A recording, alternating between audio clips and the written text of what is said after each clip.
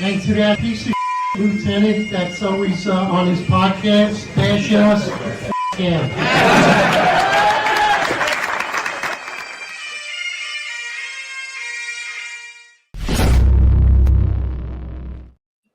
Attention to roll call. That's right. Good morning, everybody. 8:05 live Eastern time. We got great content for you. It's your Friday roundtable. We're getting close to the election, and hopefully everyone gets their choice for mayor right now. So, great topic for you. We're going to open up. Let's talk about, well, what if I told you there is a betting market for predictions for who will be the mayor of New York City? It's called Polymarket. It's basically the Wall Street of crypto. It's where people buy and sell shares for predictions of big political events, including now the mayoral race for New York City. So what does that mean? Can people, especially big special interest groups, elites, and even foreign interests, elites from China and Middle East, could their money in basically crypto Polymarket, buying shares and selling shares, could that control or potentially manipulate the outcome of the election for the race of New York City mayor? Even if you have your choice, could this affect it? What are your thoughts, John? John wrote a great article on it, so let's jump right into it. John, if you want to talk about your article and other people actually jumped on this and your thoughts on Polymarket, is it real or is this just casino betting? Yeah, so one, there's actually two betting sites. It's Kalishi, which is the one that Americans can trade in, right? So Americans could trade Kalishi. You could buy and sell candidates. Then there's also Polymarket, which is the exact mirror of Kalishi, right? Except this is foreign. You cannot buy this. You cannot purchase any shares of Kalishi if you're an American citizen. This is only for overseas residents. As Americans, we can't do this. But on Kalishi, you can. But they mirror each other, right? And so I wrote an article a few weeks back, and then New York Post basically just took my article, actually took a line out of my article and used it as their title. They just gave one different spin on it. I was saying how big money could manipulate voter perception. Bill Ackman also went on the air and spoke about it, and he was on MSNBC, I believe, and he spoke on how it doesn't even take that much money to manipulate the election. So from a billionaire standpoint, for him, it wasn't even that big of a deal for him to manipulate voter perception, right? Because what are you seeing? You're seeing if you see people with this billboard in Times Square of Kalishi, and they're showing you that Mondani has a 95% chance of victory.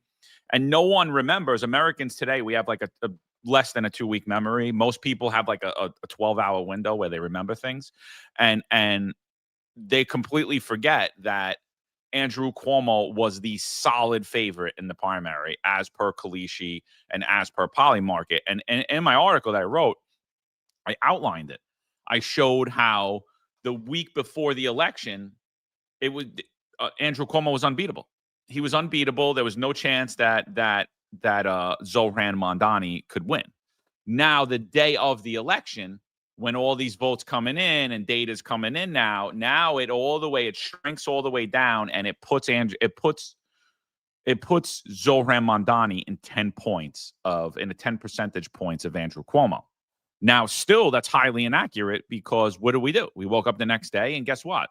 It was 100% in the favor of Zohran Mondani and 0% in the favor of Andrew Cuomo. Yet everyone was using these sites as if they were verified polls, and they're not. They're not even close to it. They literally react to what's happening. And you could push a candidate ahead that has no chance by just using money. You could push the candidate way ahead. Meanwhile, he has no chance of winning the election. And so the New York Post spin was that, well, it was foreign influence, specifically when it relates to Polymarket. But obviously it's foreign influence because it's a foreign trading site.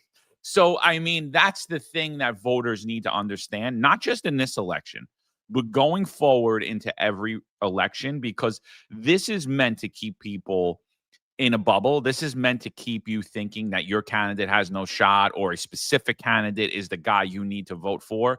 And it's complete voter manipulation. Mm-hmm. I would say so. I mean, listen, the Polymarket thing, Polymarket is crypto, first of all. By the way, folks, it's Friday, then Saturday, Sunday. That's a song, but happy Halloween. Not for Kathy Hochul. But when you see this manipulation, this polymarket stuff, they just started elections. You couldn't bet on elections. I remember in 2016, I was in Vegas and I was trying to bet on Trump. And they literally told me, you cannot bet on elections, especially presidential elections. So this, in the last 10 years, they started doing this crypto, which crypto's a whole nother venture where there's a lot of shadiness going on behind the scenes with that and the people involved. So this whole thing is designed to manipulate this election, because when you were having Mamdani on the show, Mamdani had got 1% or something. People said he's a nobody, and then he skyrocketed within weeks. So, again, polls are used to give you a snapshot whether your candidate's going up or down. So if you're going up, you'll see numbers, so that your candidate's trending, right?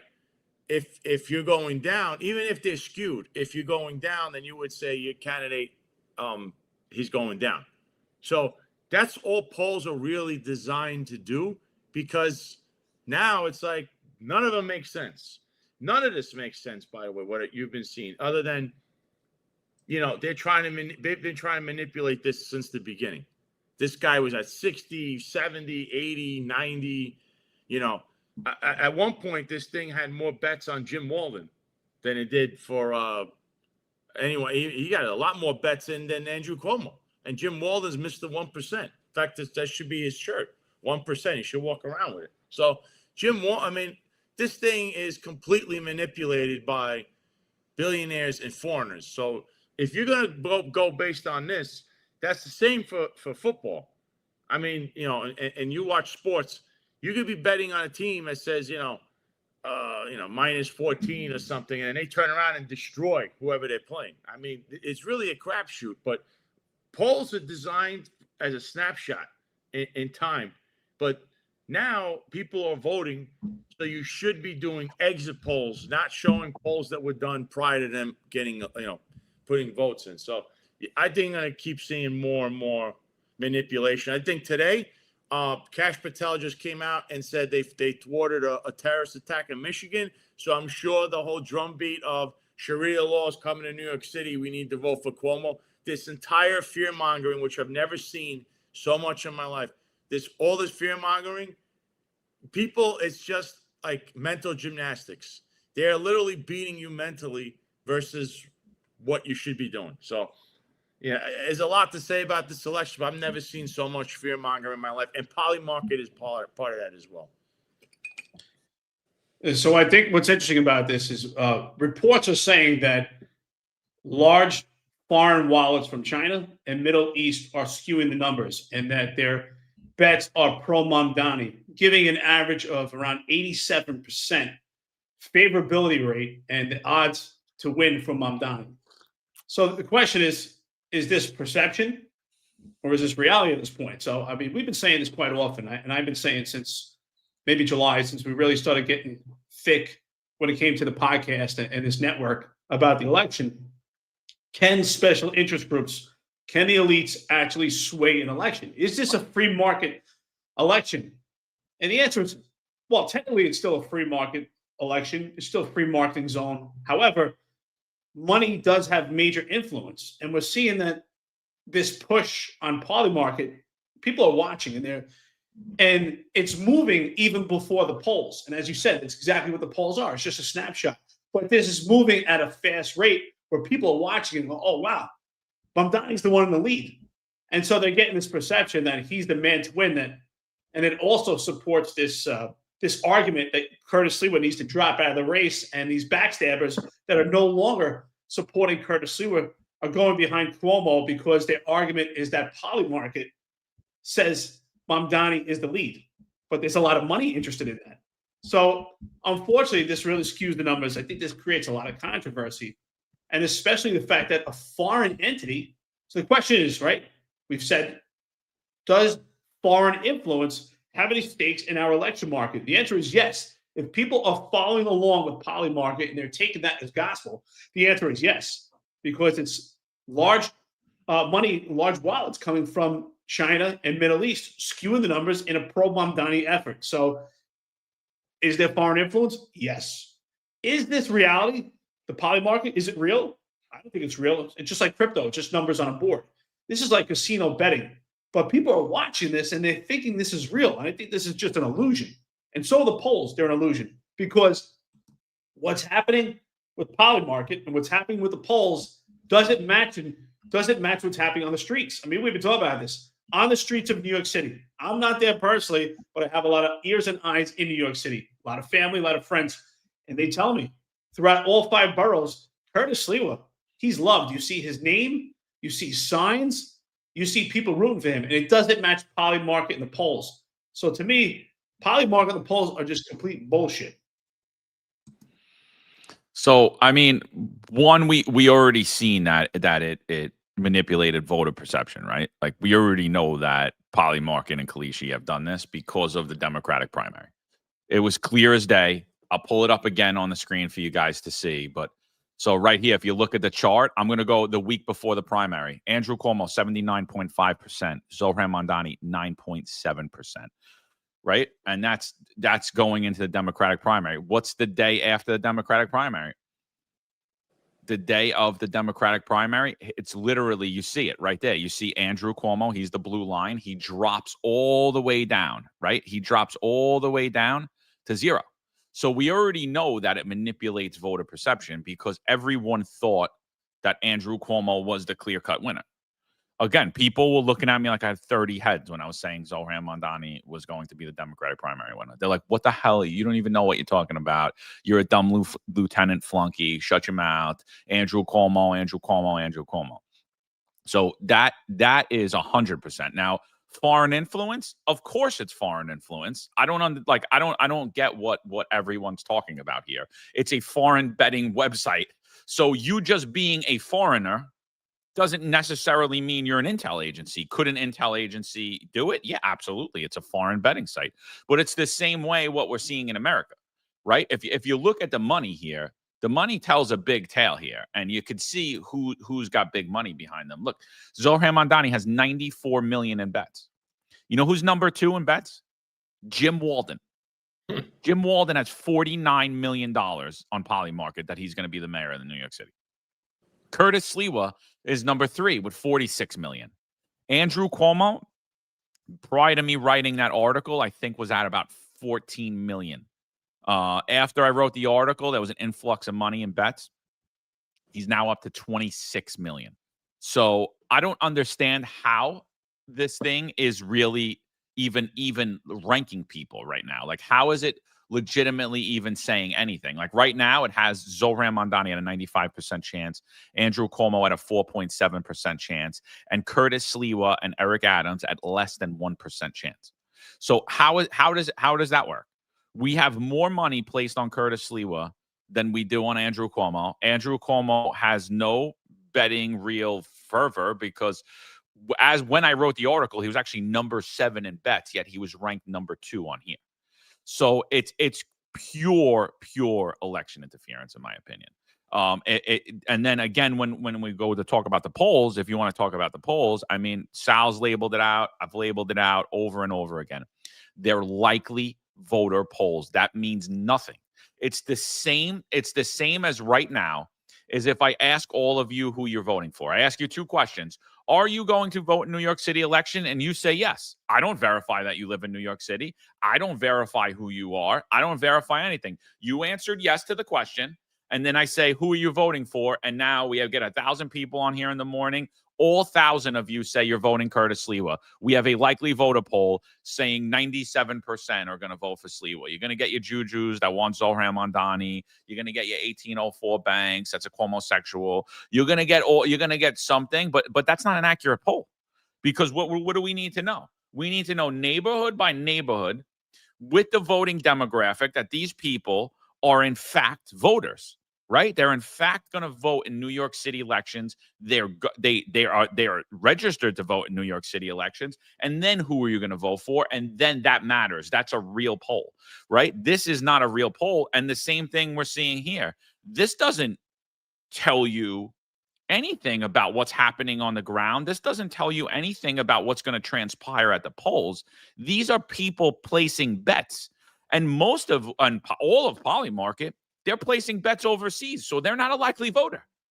So it's really not hard to understand. Like, I don't get why people, I did this space with the girl, Lindsay Monahan, who wrote the follow-up article where they literally used my line and she made it her title. So she has a few 100,000 followers, and she literally was saying the same exact thing I was saying, and then in the same breath said that Curtis Lewa needs to drop out. I was like, wait. Why does Curtis Lewa need to drop out? She's like, he's at less than 1%. I'm like, you just said that the whole thing is manipulated. You just said you can't trust it. You just said you don't trust the polls. What are you talking about? And then, miraculously, the whole space just crashed with thousands of people on it. But whatever. That's neither here nor there. But I mean, I think we're there. I think Marlon's ready. Marlon, you ready? Yeah, I'm good to go. What are your thoughts on Polymarket and Kalishi, like, and their influence and voter perception and interfering in the elections? Well, it's important to understand that you guys already mentioned that certainly Polymarket is it's a crypto platform, right? What's also important to note is that it's owned by Peter Thiel, and the other tech bros that we've often talked about that are exerting a lot of control over society right now, and are kind of like rushing headlong into technologies that society really isn't ready for, right? That's important to keep in mind, because I don't think society is ready for what can come out of this. And so right now, in order to place a bet on that, you have to get crypto and send crypto to that platform. And then you have to make a conversion of that crypto, and then you could place the bet. So even if the bet pays out, the bet is paying out in crypto. And as we mentioned before, Peter Thiel basically controls the Trump administration. He helped funded him. His people have those roles in the administration right now.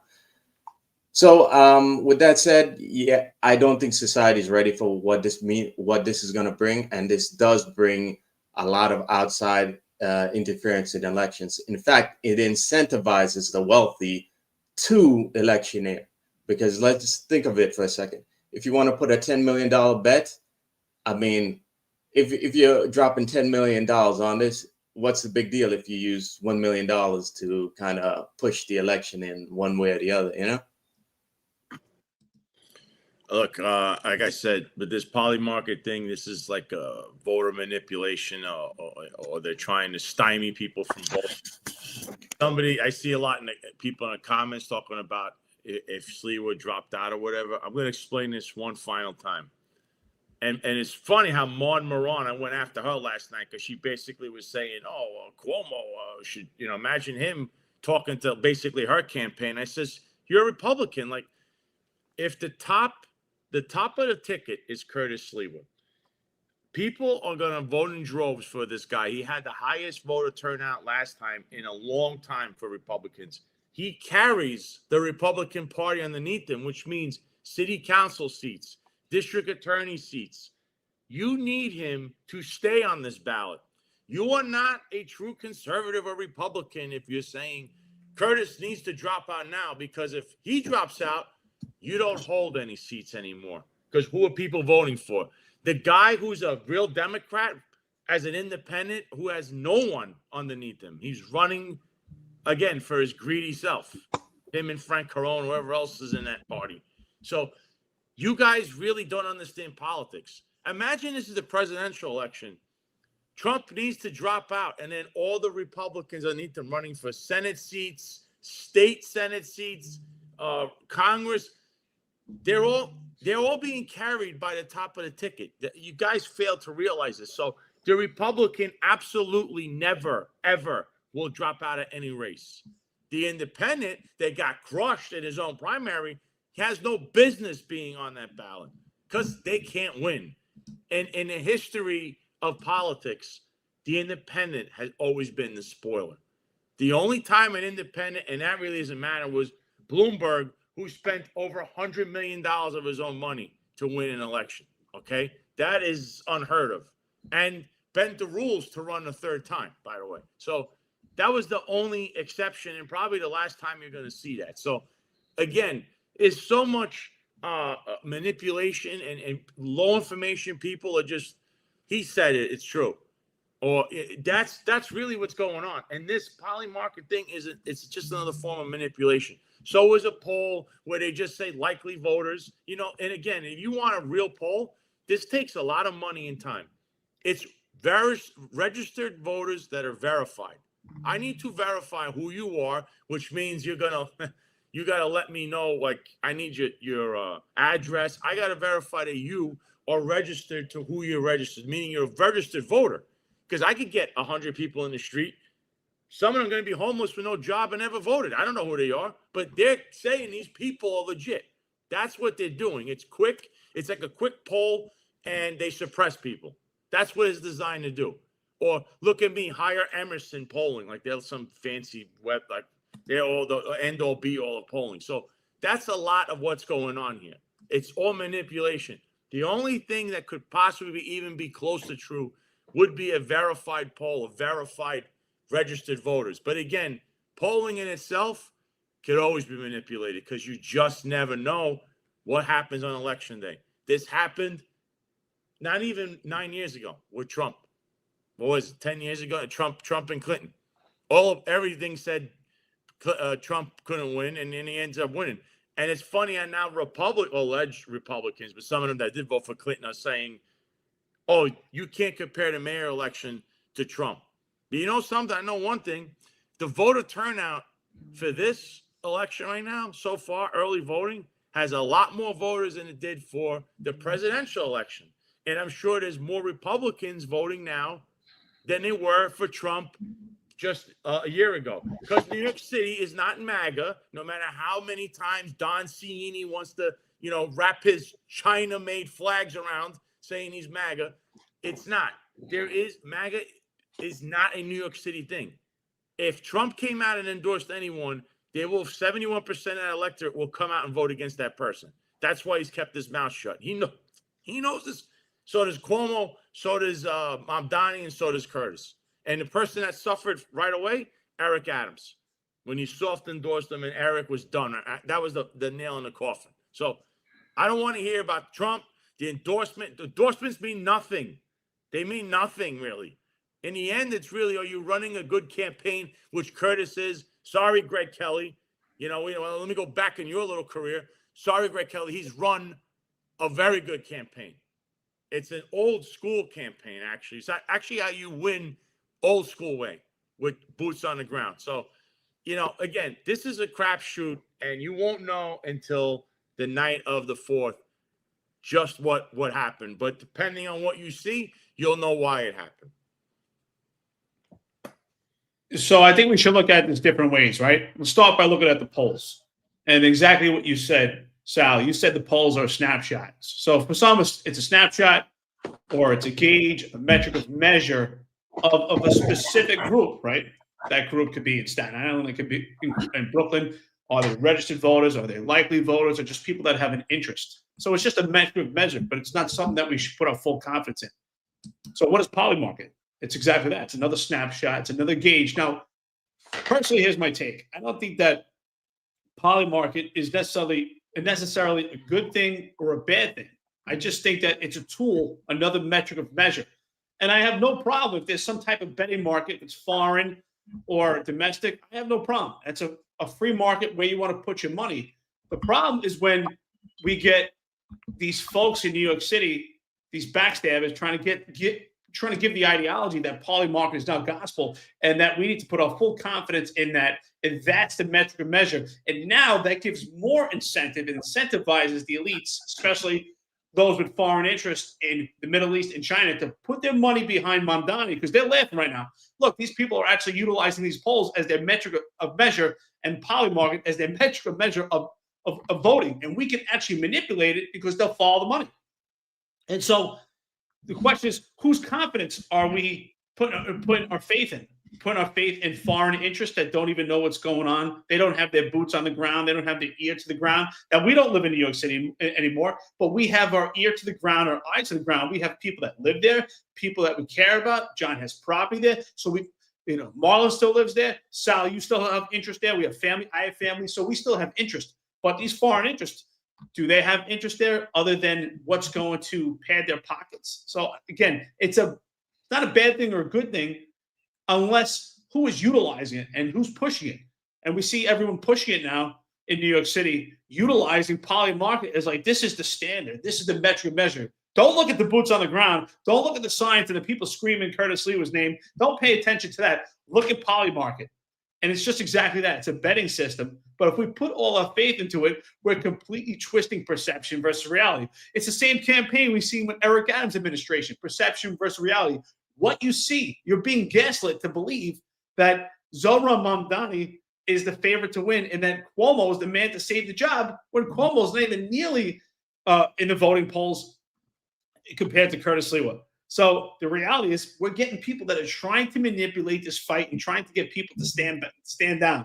And the question is why? And I think the reality is poly market tells you why, because of money. And money makes everything move. And Marlon and I have been saying this for months now. Can special interest groups, can large wallets change the trajectory of voting? And the answer is yes. I mean, John just told you. You saw the numbers. And then the day of the primary, Zohran Mamdani went from 9% to 95%. Am I right, John? 9% to 95%. So what does that tell you? That tells you is that you have follow money, and the money will tell you where this election is going because people are actually following this. It's only a betting system. But this could be gospel if these people allow it to be. And that's what they're doing. They're completely distorting what's going on in New York City. Use it poly market. You're allowing people with large wallets to change your minds in New York City of who's going to vote. So stop paying attention to poly market. Stop paying attention to these polls. You have to pay attention to what's going on the ground. And Curtis Lewa's face is all over the place, and he's loved. And it's just unfortunate that people are putting so much stock into poly market, and they're allowing these backstabbers to distort the truth. Well, I think, I think it's a lot more than just poly market, though, So if you look at this chart that I made, this is in the article. If you go over to www.thefinanceunfiltered.com, I made this chart, and it shows where poly market's odds start. The yellow line is Zohran Mamdani. The blue line is Andrew Cuomo. Now, we had Zohran Mamdani on prior to this yellow line. So he was actually polling around. He came on, I believe, in February, maybe in April, but he was all the way down here. He was all the way at a near 1%. It was impossible that he was going to win. But I was certain he was going to win. And why was I certain he was going to win? The polls are showing you that Andrew Cuomo is going to win.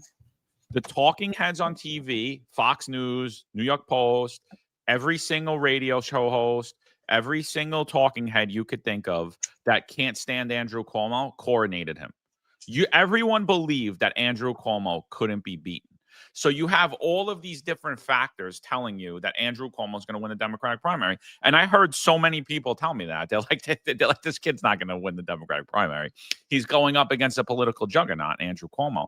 I'm like, no, I get it. But if you look at what's happening on the ground, if you look at what's happening on social media, nobody wants Andrew Cuomo except for some tired old Democrats on the Upper East Side that are trying to pretend that the Democratic Party is not the Democratic Socialist Party of America now, And I'm like, so I don't see what you guys are seeing. I don't care what the TV says. I don't care what the polls say. And poly market is a betting site. It's nothing that you should put your mind into. And so what's happening now is, during that time in the Democratic primary, you weren't paying that close attention because most people don't pay attention to primaries. They have a low voter turnout, and most people aren't into politics. It's just not something they do. It's not something they look at. They're not watching what's happening. So around that time, all of the voter the manipulation around your mindset was there. It was just so much less than it is now. So clearly all of that is dead wrong throughout the entire primary, right? And then here goes, you see where the lines cross? That's the day of the primary. That's the day of the primary. And then what happens the next day? Zohran Mamdani, 100%. Where's Andrew Cuomo? The loser. Even though all these betting sites told you Andrew Cuomo was coronated, every talking head, all of your media outlets, and then the polls had it exactly wrong.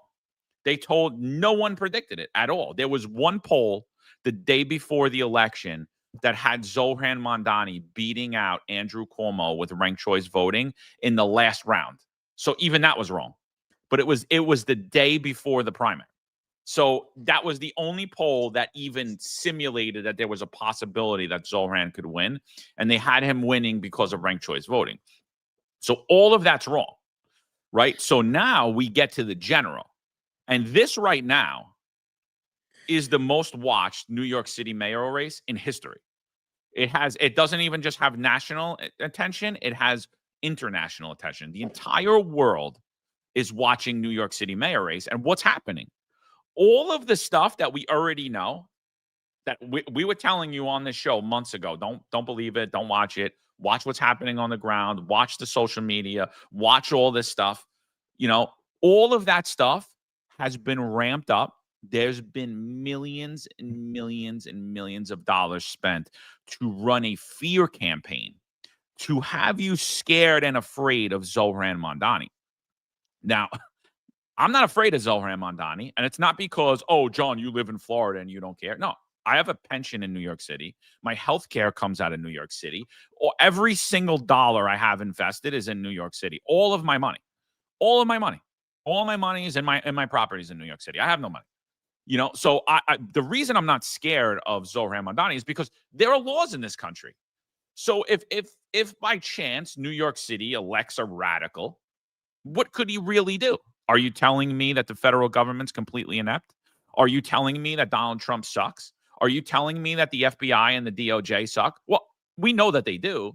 But if there was a form of terrorism, I think we could say that they'd get up off their ass and they'd do something, right? So you're being scared to death to vote for Andrew Cuomo, who has absolutely no shot at winning this election. You're being scared to death. And so what everyone's saying now is, and I don't want to say everybody, because if you look at the ground, if you look at social media, if you go to WABC radio and you look at nearly any post that they put out, or anyone that's coming out, the Rob Finnertys, the Greg Kellys, the Sid Rosenbergs, look at their posts. Look at what's happening. They're blocking everybody. Everyone is saying Curtis Sliwa for mayor. It is larger than the social media swell for Zohran Mamdani initially. When you look on the ground, Curtis Sliwa is camp is larger than what Zohran Mamdani had on the ground in the primary. But yet the entire world's telling you, no, be afraid of Zohran Mamdani. Vote for Andrew Cuomo. Why? Because Curtis Sliwa could win this election. That's why. They're not trying. They're not trying to beat Zohran Mamdani.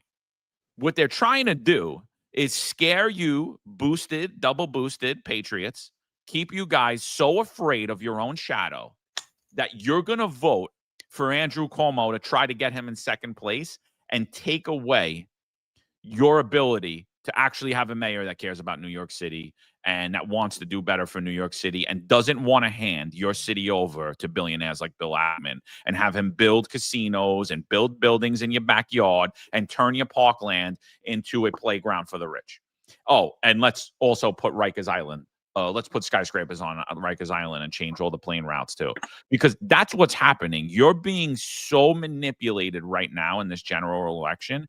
I can't even stand. I'm listening to grown men cry like little girls. It'll be so bad if Zohran Mamdani's the mayor. What's going to be worse? It's going to be worse than Bill de Blasio? It's going to be worse than Eric Adams? It's going to be worse than Andrew Cuomo? No, it policy wise, they are exactly the same. The only difference between Zohran Mamdani and Andrew Cuomo, they're both Nepo babies.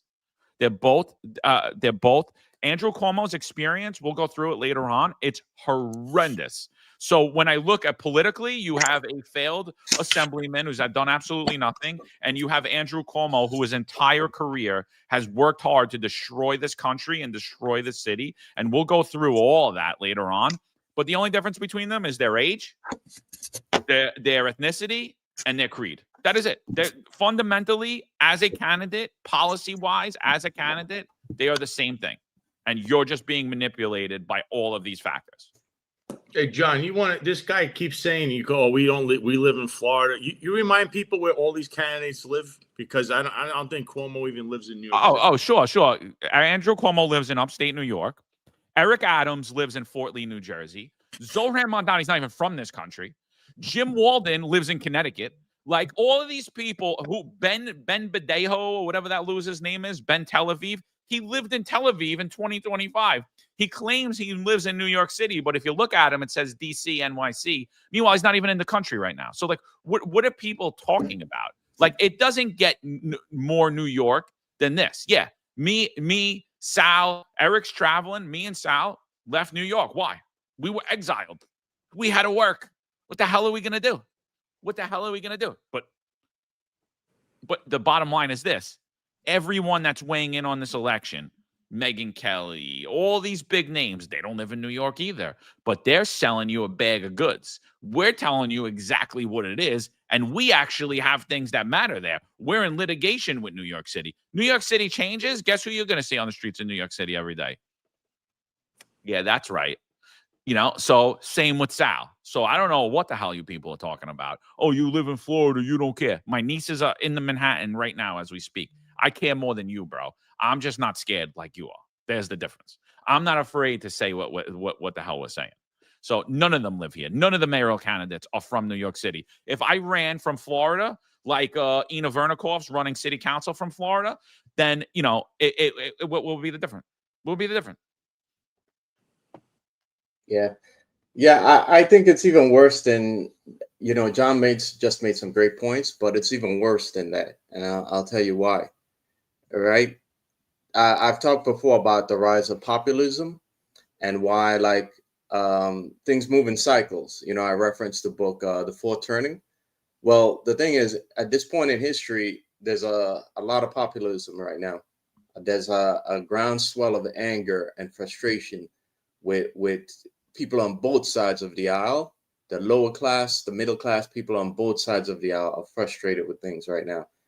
And we've kind of both kind of in our own ways come to the conclusion that both parties are not being honest with us and are fraud. You see that in the left manifest itself in the form of the socialists, okay, and young people being pushed more towards socialism. Right now, they're young and they still think with their hearts rather than their heads. So it's a little misguided, and they don't understand they're being manipulated. But that's how it goes. Now you see it play out on the right in the form of MAGA, and years ago in the Tea Party. Now what's happened is, unfortunately, both sides have kind of been hijacked by corporatism and the establishment. But the point that I'm trying to make here is the frustration would ultimately drive both the left and right to understand that we're not each other's enemies, and that the real enemies are the billionaire vampire class. Okay, the vampire class and their henchmen who are the politicians. And the problem with poly market right now, I see, is that it is a very cynical way of coming up with a mechanism that incentivizes foreigners and billionaires to game the system so that the voice of populist candidates are drowned out. Okay. And not only is it in their interest, because the establishment candidates are more than likely going to sell us out to those foreigners, because they've been doing that for 50 plus years when they shipped all the jobs overseas. And now you got regions like the Rust Belt and low-income neighborhoods in New York City and other big cities where low-skilled people don't have jobs. Low-skilled Americans don't have jobs. So this class is our class of elites are incentivized already to continue offshoring jobs as much as they can for $2 an hour.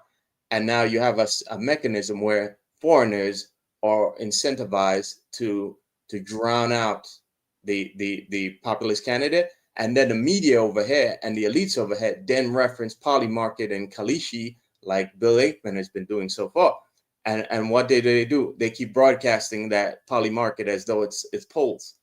So in doing so, they're suppressing the vote and kind of drowning out the candidates. And I think it's a nasty mechanism that shouldn't exist, but it's happening now, and our own president and his family are involved in it, and I don't like it at all.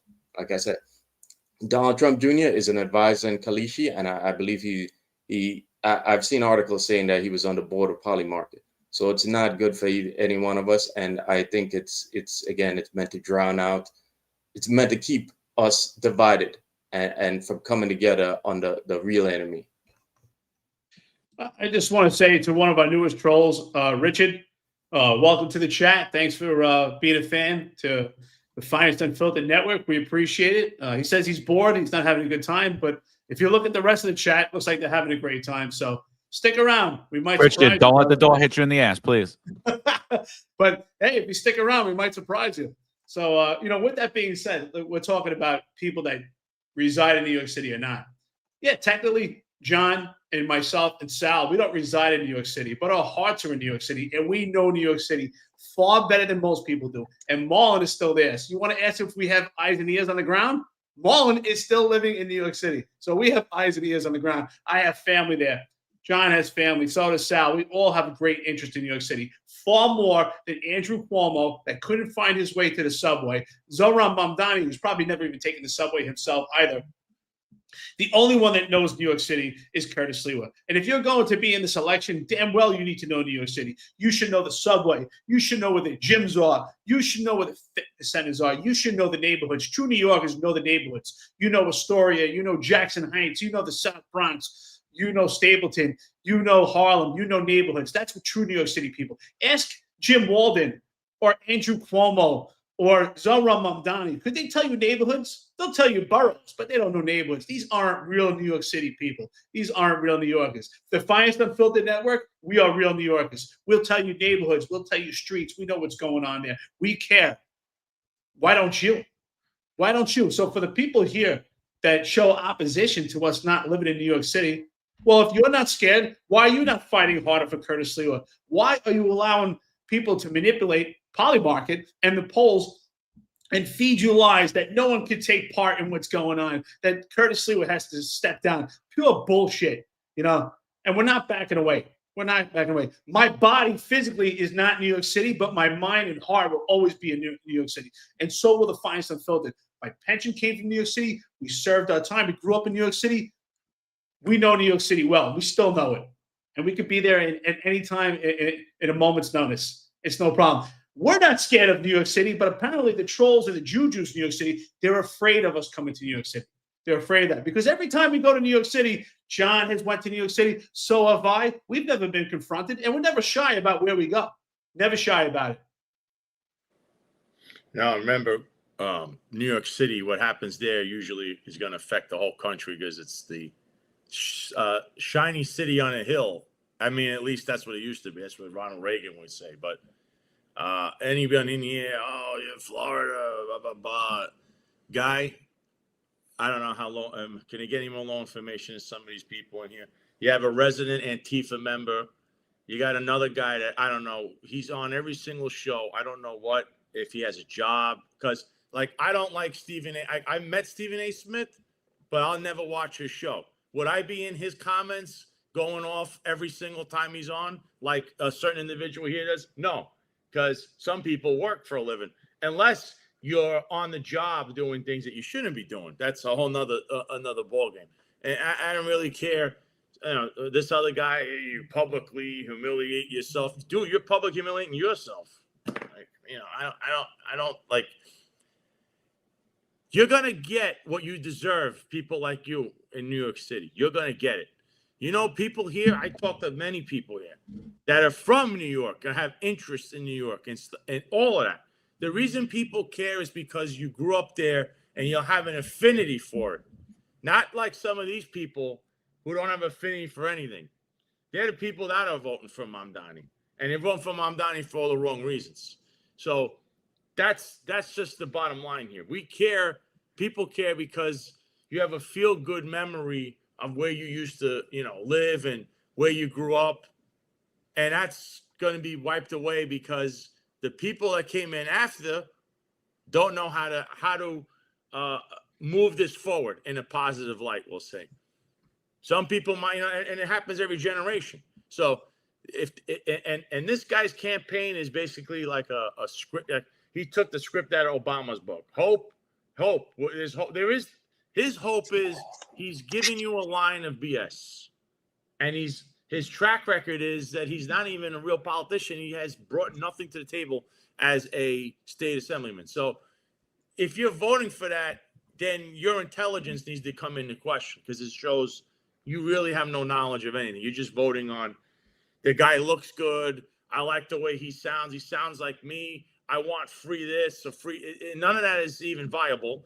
And I guarantee you, if he was to become the mayor, you're going to see how quick the real corporatist capitalist that he is going to come out of him, because none of that was ever, viable. Free this, free that. So really the joke's going to be on a lot of people in the chat and who voted for this guy and voting for this, because your knowledge of everything, which is why you're low information, it's you're going to have to blame yourselves, because you had a chance to stop this with a common sense guy like Curtis Sliwa, who all his policies were common sense. I love hearing they say Curtis was the best at the debate. He has the most common sense, but he has no chance. So then why bother? Why do you want to bother, John? Who cares? Just have a guy say free, and they'll vote for him. Why make sense with anything? Because that's what some of these people are saying. So. No, well, that's the whole point of it, right? That's the whole point of all of this perception. It's to change your perception. It's a safe and effective of 2025. It's the stand 6 feet apart. It's the do this for we're all in this together. That's all it is. It's just straight manipulation. And unfortunately, people buy into fear. Fear is a very motivating factor in any scenario, right? When I want to control you, I make you afraid. Right? Like we're looking at, and so again, the turnout now is higher than the presidential election. I'm going to bring up in a few seconds, in a couple of minutes, once they get here, I'm going to bring up one of Curtis Sliwa's staffers, who is going to reveal exactly what the analytics showed yesterday. And she's going to show that Curtis Sliwa has a clear path to victory. A clear path to victory. We just need Republicans to stand strong and not buy into the fear. Don't buy into the fear of 2020, because that's what this is. It's a huge propaganda campaign. He can't win. He can't win. Look what happened, people. Look at WABC. I mean, it was beautiful to watch. Look at Newsmax. Look at Fox News. It was beautiful, beautiful to watch these people. Watch the snakes be revealed. We saw Greg Kelly show his true colors. He came out. Greg Kelly had me on the radio, I think it was about a month ago. And all he wanted to talk about was Andrew Cuomo. That was it. He wanted me to bash Andrew Cuomo. That's what he wanted. So I go on. I'm like, yeah, I know a lot about Andrew Cuomo. I could talk about Andrew Cuomo. Like, you know what I mean? Like, so I go on. And the whole time, if you go back to that interview, he's trying to place blame on Andrew Cuomo for things that Eric Adams was responsible for. He's trying to place blame on Andrew Cuomo for things that Bill de Blasio was responsible for. And I'm sitting there and I'm going, holy shit. This guy is a major media news anchor and he knows nothing, or he's just trying to paint the narrative around Cuomo. I don't know which one it is. I'm going to go with a little bit of both. They told him to paint the narrative and he's an idiot and he doesn't know anything. So like that was my feelings in it. And I'm like, is he the radio host or am I? Because I'm like, this guy doesn't know anything, but he wants to talk about a guy that he's not well versed on. And now all of a sudden, he just 180s and starts bashing Curtis Sliwa because Curtis Sliwa has cats. And now all of a sudden, Andrew Cuomo's a good guy. Same thing with Sid Rosenberg. Now Sid Rosenberg's trying to like save his face a little bit. Like, no, I'm Curtis's friend. Dude, you said you were from Brooklyn. I got the video of it. He's standing in a schoolyard. He's like, I'm no fence jumper. I don't leave my friends, blah, blah, blah. I'm Curtis Sliwa all the way. And then he kept leading you into it. Depending what the polls show, depending what the polls. You know what he sounded like? He sounded like Jim. He sounded like Connecticut Jim. Phillies fan, Connecticut Jim. That's what he sounded like. He sounded exactly like that. because I heard it clear as day. Like once Jim started saying, "Oh, I'm going to drop out. I'm going to run this campaign," we all talked about it. We're like, "Yeah, it sounds like he wants to come out and endorse Cuomo." That's what it sounds like. So it's ridiculous. But I think that's the other factor here is like the media. Like, what do you guys think about the media? Sid Rosenberg, Greg Kelly, John Katzimatidis, Lionel, basically all of WABC, with the exception of Roger Stone. Roger Stone has stayed strong to what he said the entire time, the entirety of WABC.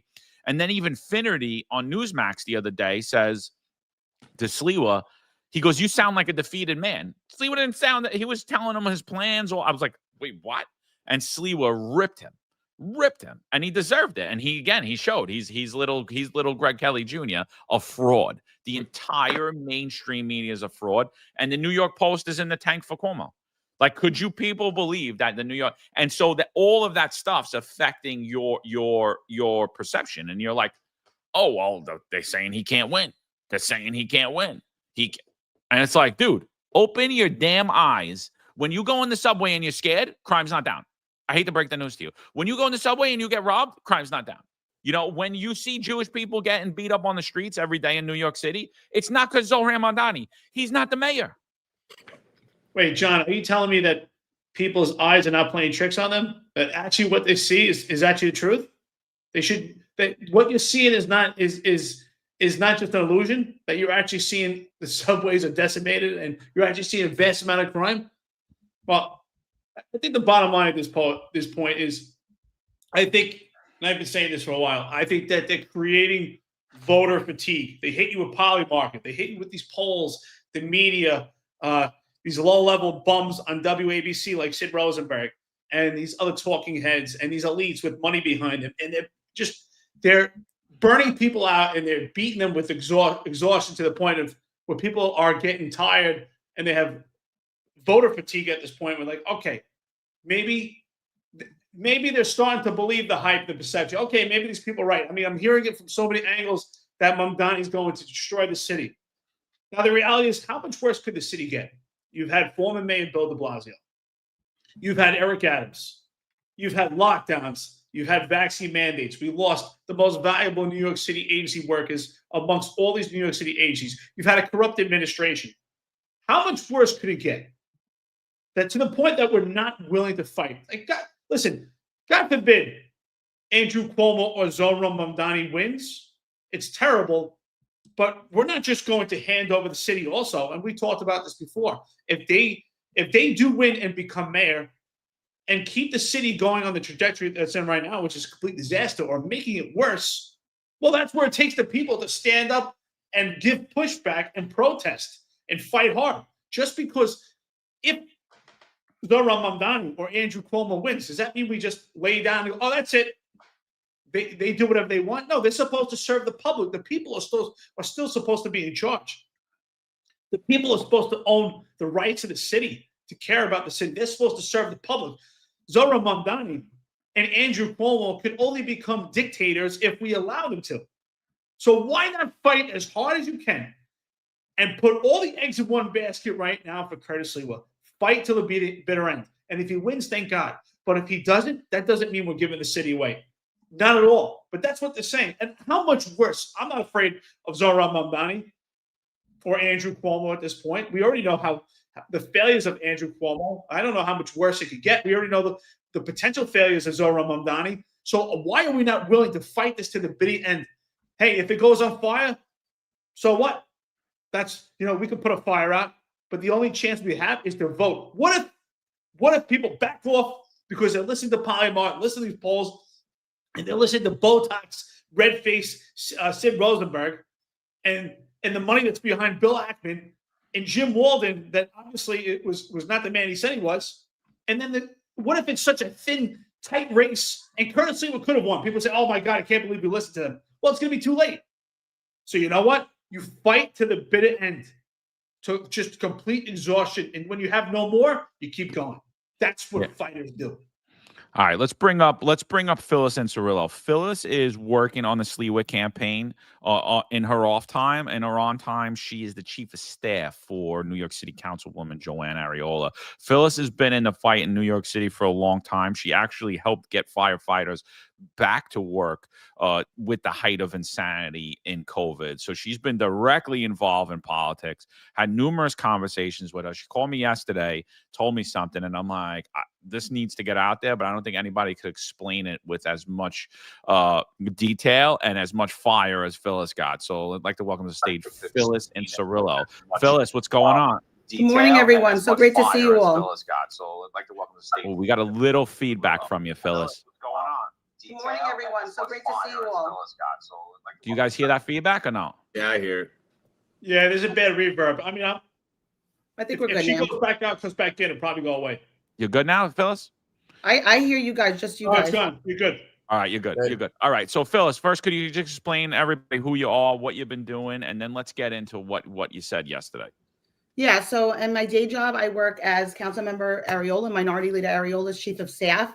It's an honor of a lifetime to do that. She is someone who has great integrity, and she really is not a politician, but a public servant. You know, when we ran in 2021, her promise was to make sure that the people of our district and our city were heard. And I think that our office operates that way to make sure that, you know, city services are being given correctly and that everybody's getting what they need. And most importantly, our most important job and what I pride myself on as my part in her administration was working with you, John, and all of the Bravest for Choice guys and girls and the Teachers for Choice guys and girls, and getting people back to work that should have never been fired from the city of New York. And we're still in that fight. There's a board up in my office where I have the names of those who have not returned yet. And we will not stop fighting until that happens.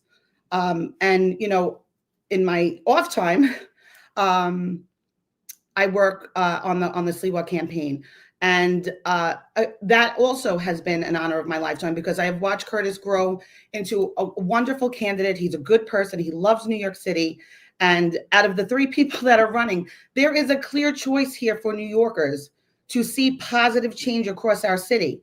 And we already know what Governor Cuomo is going to do. We already know what Mamdani will do. And to me, those two candidates are in the same bucket, right? We already know that they both, believe in criminals getting off and in bail reform. We know that they all believe in sanctuary state. It's something that Governor Cuomo had signed into office into an executive order in 2017. So, you know, Kathy Hochul gets the name for all of these things that happened, but really Governor Cuomo was the one who played the game. And now we're here at a precipice of a time where we can have a mayor, and it's not about Republican or Democrat because Republicans get Democrat support all the time. We're a 6-1 city.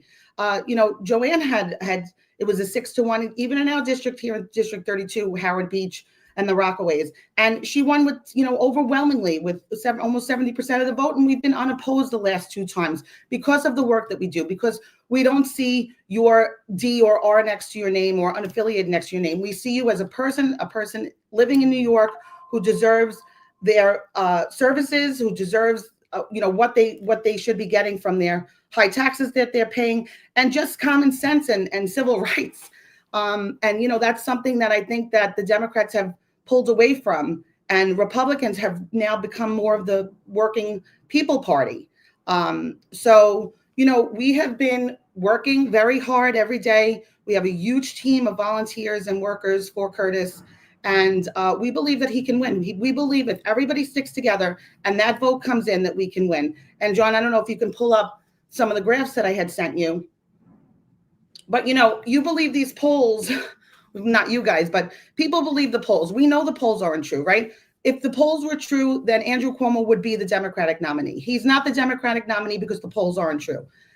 This graph shows what we are seeing coming out of the polls now. These are actual numbers that are coming out from the Board of Election. The darker blue represents the 2025 numbers, and the lighter blue represents the 2020.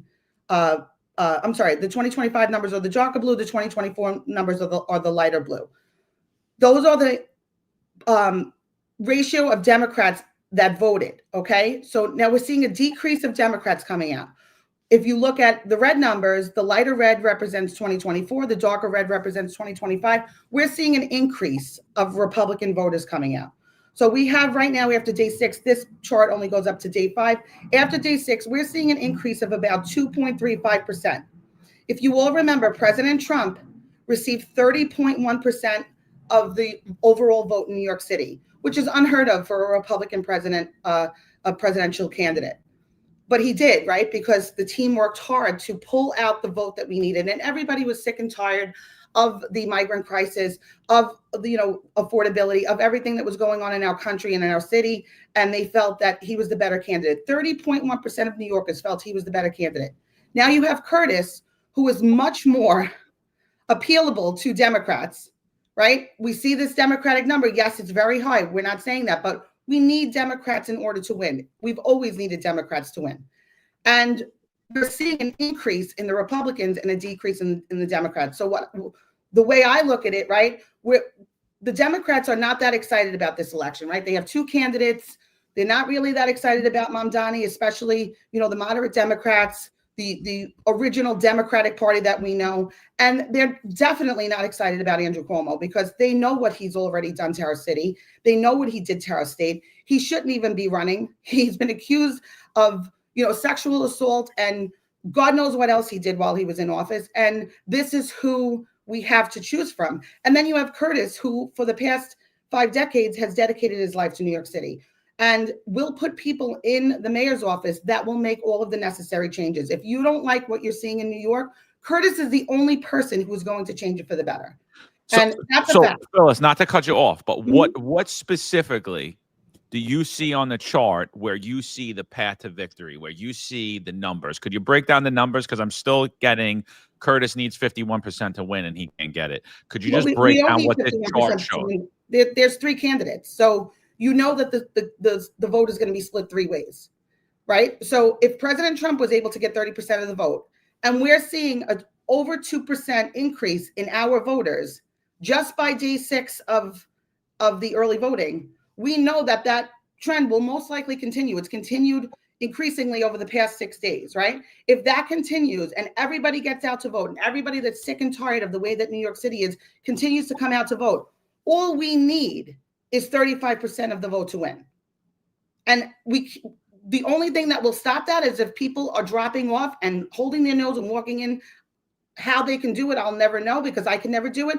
But if they're walking into that election poll site and going into the booth and circling Cuomo's name, because that was the point of Cuomo's election, right? Of Cuomo's candidacy. It was as a spoiler because they knew that Republicans were sick and tired and moderate Democrats were sick and tired of what was going on in New York City. And they knew that Curtis was a threat. Curtis is the threat here. Mamdani's not the threat. Curtis was the threat to the Democratic machine. And now we see people pulling votes away with using fear mongering over what Mamdani will do. And they're pulling votes away from our Republican candidate. We see Republicans going to bat for Governor Cuomo. In what world should this be happening?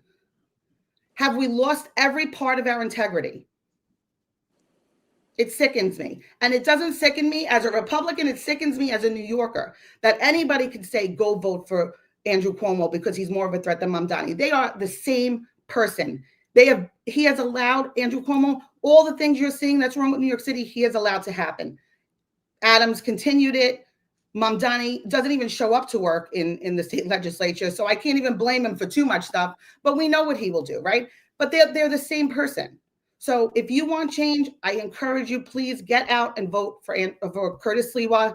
He is the Republican candidate, but he is the candidate of the people, and will be a mayor for all of the people in New York City. And you guys know his promise was that day 1, you're all on that stage and you're all coming back to work for New York City, where you belong, in the city that you love, in the city that you gave decades to. And I appreciate all the work that you guys do to get the word out, to continue to let people know, to look into things. Don't take what they hear as word. Do your own research and listen to people who really care about this city. And I appreciate all that you guys do. We appreciate it, Phyllis. Yeah, Phyllis, thank you so much. I just want to ask you I'm so glad you came on here today. Thank you, and I really appreciate it. I just want to ask you, since because we said this the other day, as far as being a three-way race and 35% for Curtis Lewa. When it comes to Zohran Mamdani and Curtis Lewa, who poses more of a threat if it was a one-on-one race for Curtis Lewa? And if so, what is the strategy to beat that person? Listen, I believe that Mamdani won the primary because Democrats who will vote for Curtis in the general election were going out and voting for Mamdani. That's what I believe. They will not vote for Andrew Cuomo. They know who Andrew Cuomo is. And that number was so skewed and was a shock to the Cuomo, campaign and everyone really, because people were going out, right? That's what people do. They go out and vote for the person that they think is the best opponent for their candidate, right? And yes, for Curtis, obviously the most progressive socialist communist candidate is the best candidate to run against Curtis. So that's where we saw those high numbers, because Democrats could only vote in a Democratic primary in June. So they went out and they voted. I mean, I know plenty of people in Howard Beach that walked in and voted for Mamdani, and they were like, don't you think that's the best candidate for Curtis? Yeah, of course it is. So I could never circle his name, but people did it,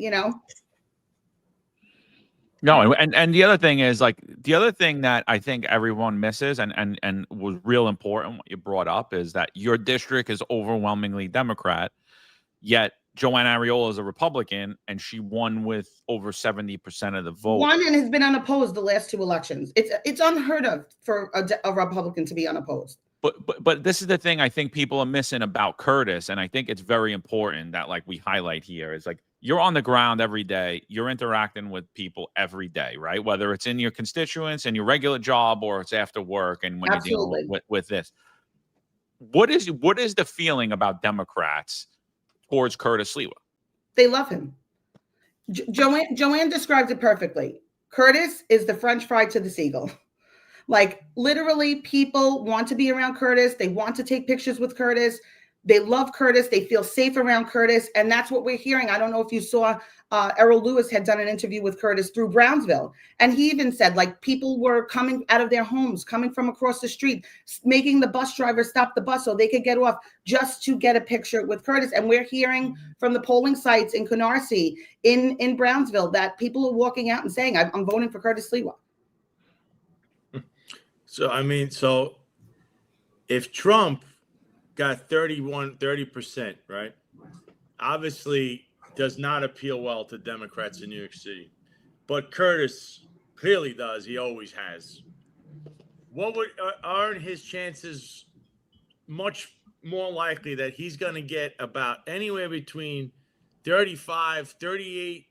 It's between 30, 35, 38% of this vote, which in the end, that's what you need to win. Because unless does anybody here really believe this guy Mamdani, who's done nothing since June, is at 50%? I saw a poll that said 50%, 500 likely voters. I'm tired of seeing this kind of stuff.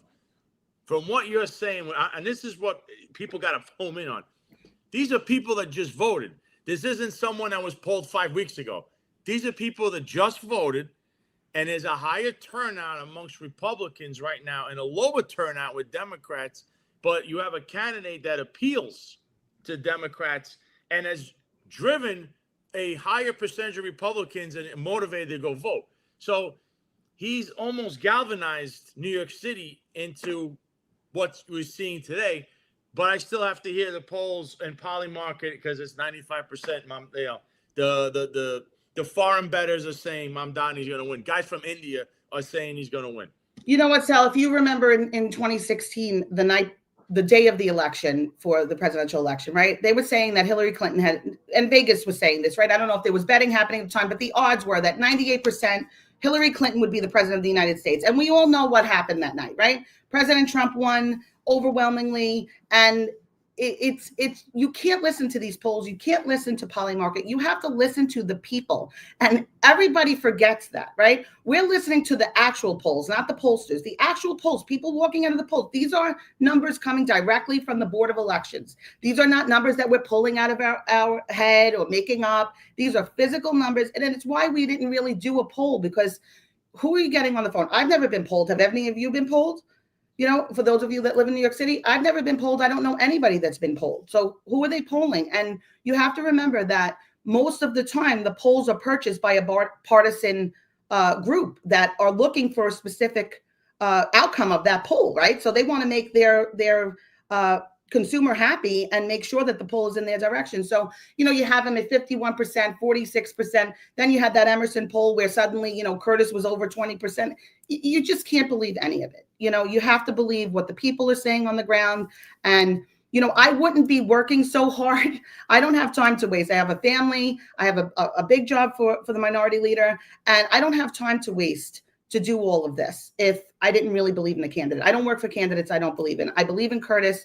I know that he has the best interest of all New Yorkers in his heart. And I know that he'll make a great mayor just because he knows our city so well. And he will, like I said, put people in that mayor's office that will make great changes for our city.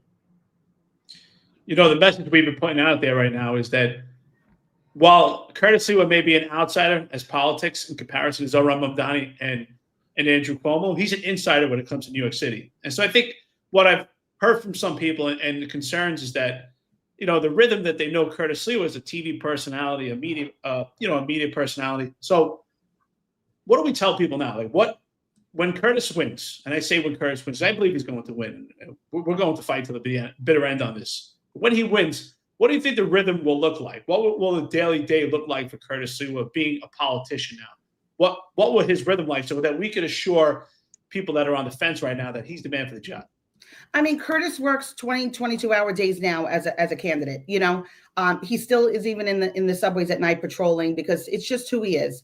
And I believe that Curtis will bring that to the mayor's office and work. He surrounds himself with people like myself that love to work, love the city, and I think that we will make a significant impact on our way of life now. He has a plan to bring back the homeless outreach portion of the NYPD, which is huge, right?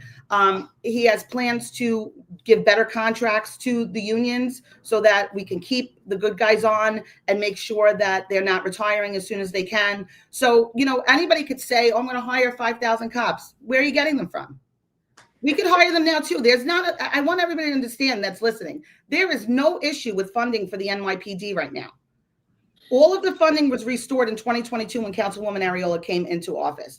There is no issue with funding. We cannot get cops to take the test and become police officers for our city because of the qualified immunity that was removed in certain aspects, because of the respect or disrespect that they receive each day, because of all these protests that Mayor Adams allowed to take over our city with. Everybody forgets. Where was Andrew Cuomo when the protests were going on? Why wasn't he, if he wanted to be the mayor of our city, intervening and saying, hey, Adams, what are you doing here? Now they're prancing around together to get votes. I mean, how could you vote for this person? If you weren't happy with what Eric Adams did for our city, you're obviously not going to be happy with what Andrew Cuomo is going to do, especially with his track record as governor. Absolutely. Phyllis, the other thing, I know that, I know you're not usually out with your face out there speaking, but everybody knows you in New York City. Like you are a staple. And I think, all of the media talking heads know you as well. Like, what are your thoughts on, just real quick, what are your thoughts on all these media people that were literally pushing Curtis Lewa and overnight just turned on him? And now all of a sudden, people that were virulently against Andrew Cuomo for years are now saying that he's a great guy and we should vote for him. I mean, I think they're weak. I think that it's sad, honestly.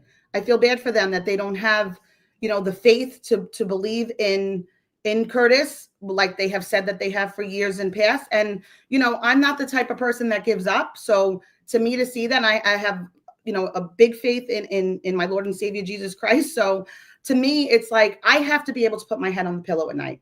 And I know Curtis is the best candidate for the job. Like I said before, I wouldn't be working so hard for him if I didn't believe that. And for those that are, pretty much stabbing him in the back, I feel bad for you. And, you'll have to answer for your actions one day. But what I will say is too, don't listen to them. Listen to those of us who are working hard, who have shown that we can do things for this city, even with everything against us. When we came into office, the council member was one of 5 Republicans at the time. And the biggest issue at the time was those mandates.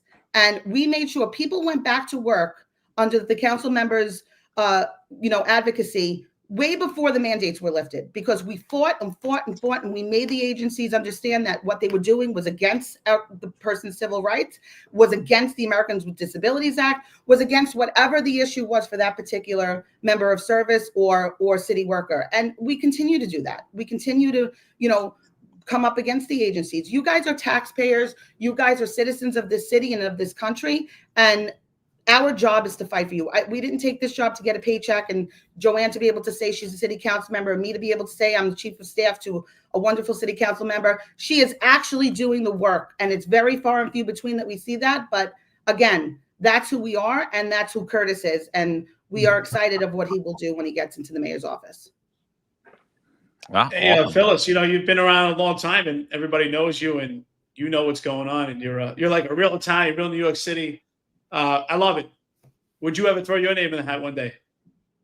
I mean, we'll see what happens. You never know. We have to see what happens with this election. I want everyone to get out and vote for Curtis so that I can remain in New York City, and I can bring more of my advocacy and work to all of you. It is my pleasure and honor to serve the people of New York City, and I look forward to continuing it for years to come.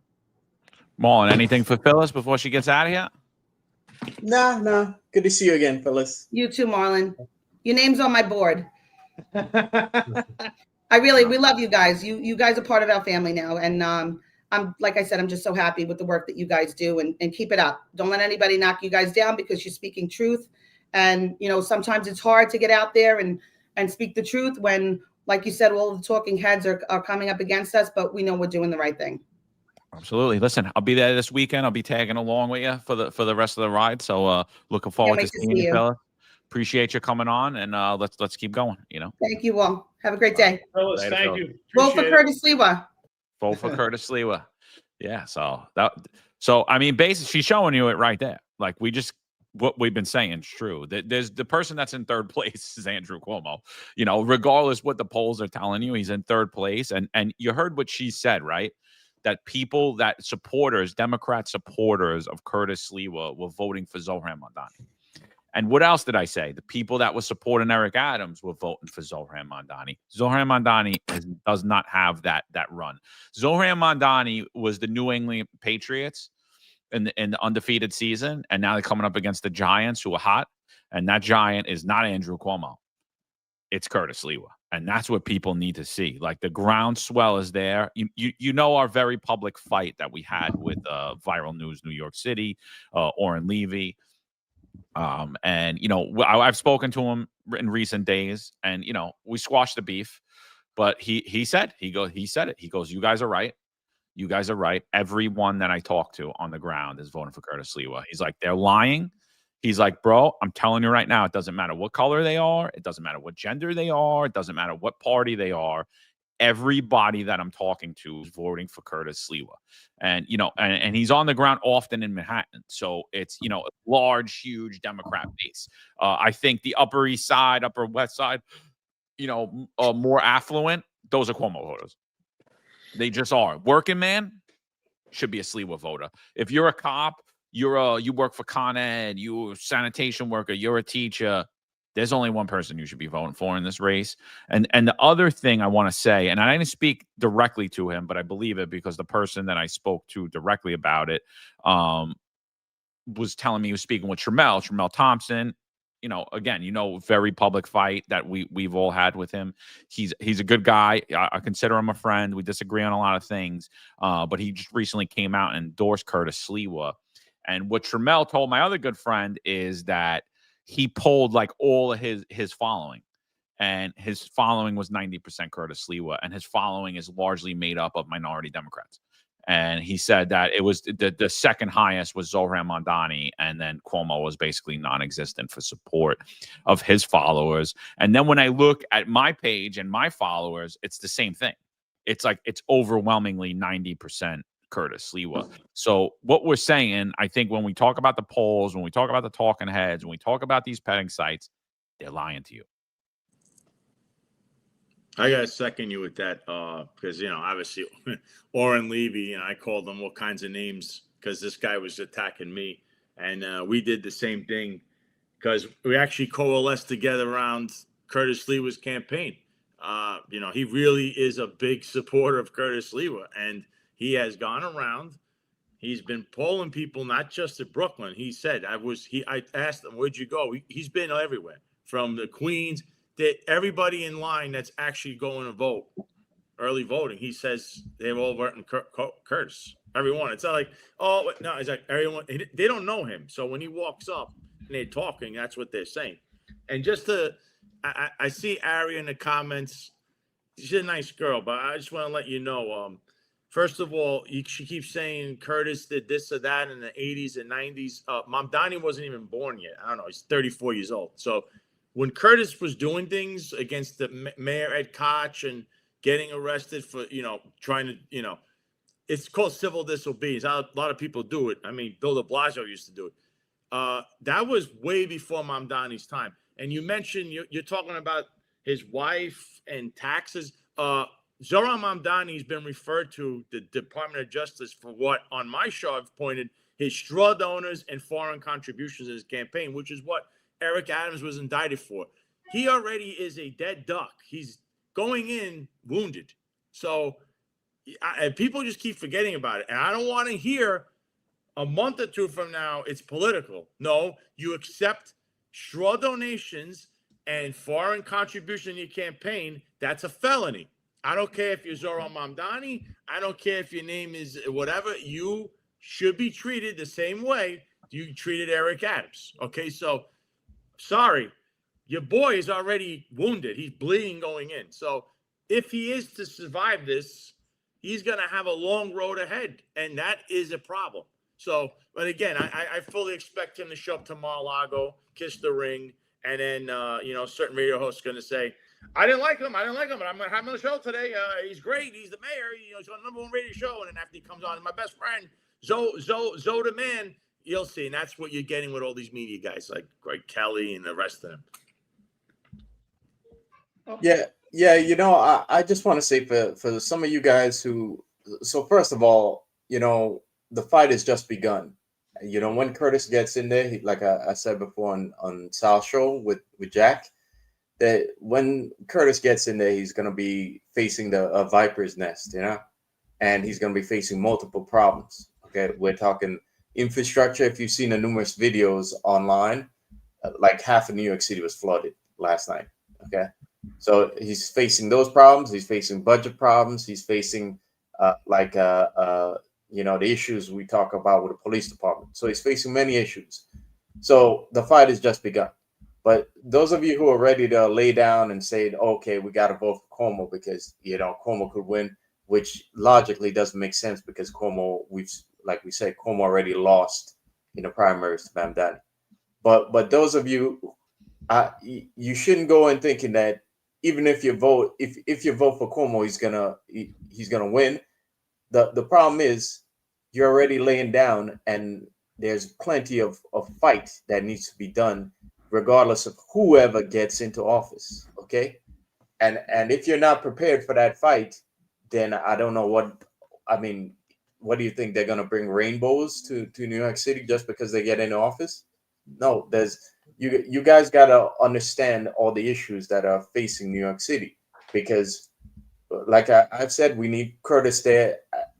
We need him to take a seat at the table because a lot of changes need to be made and a lot of issues need to get solved.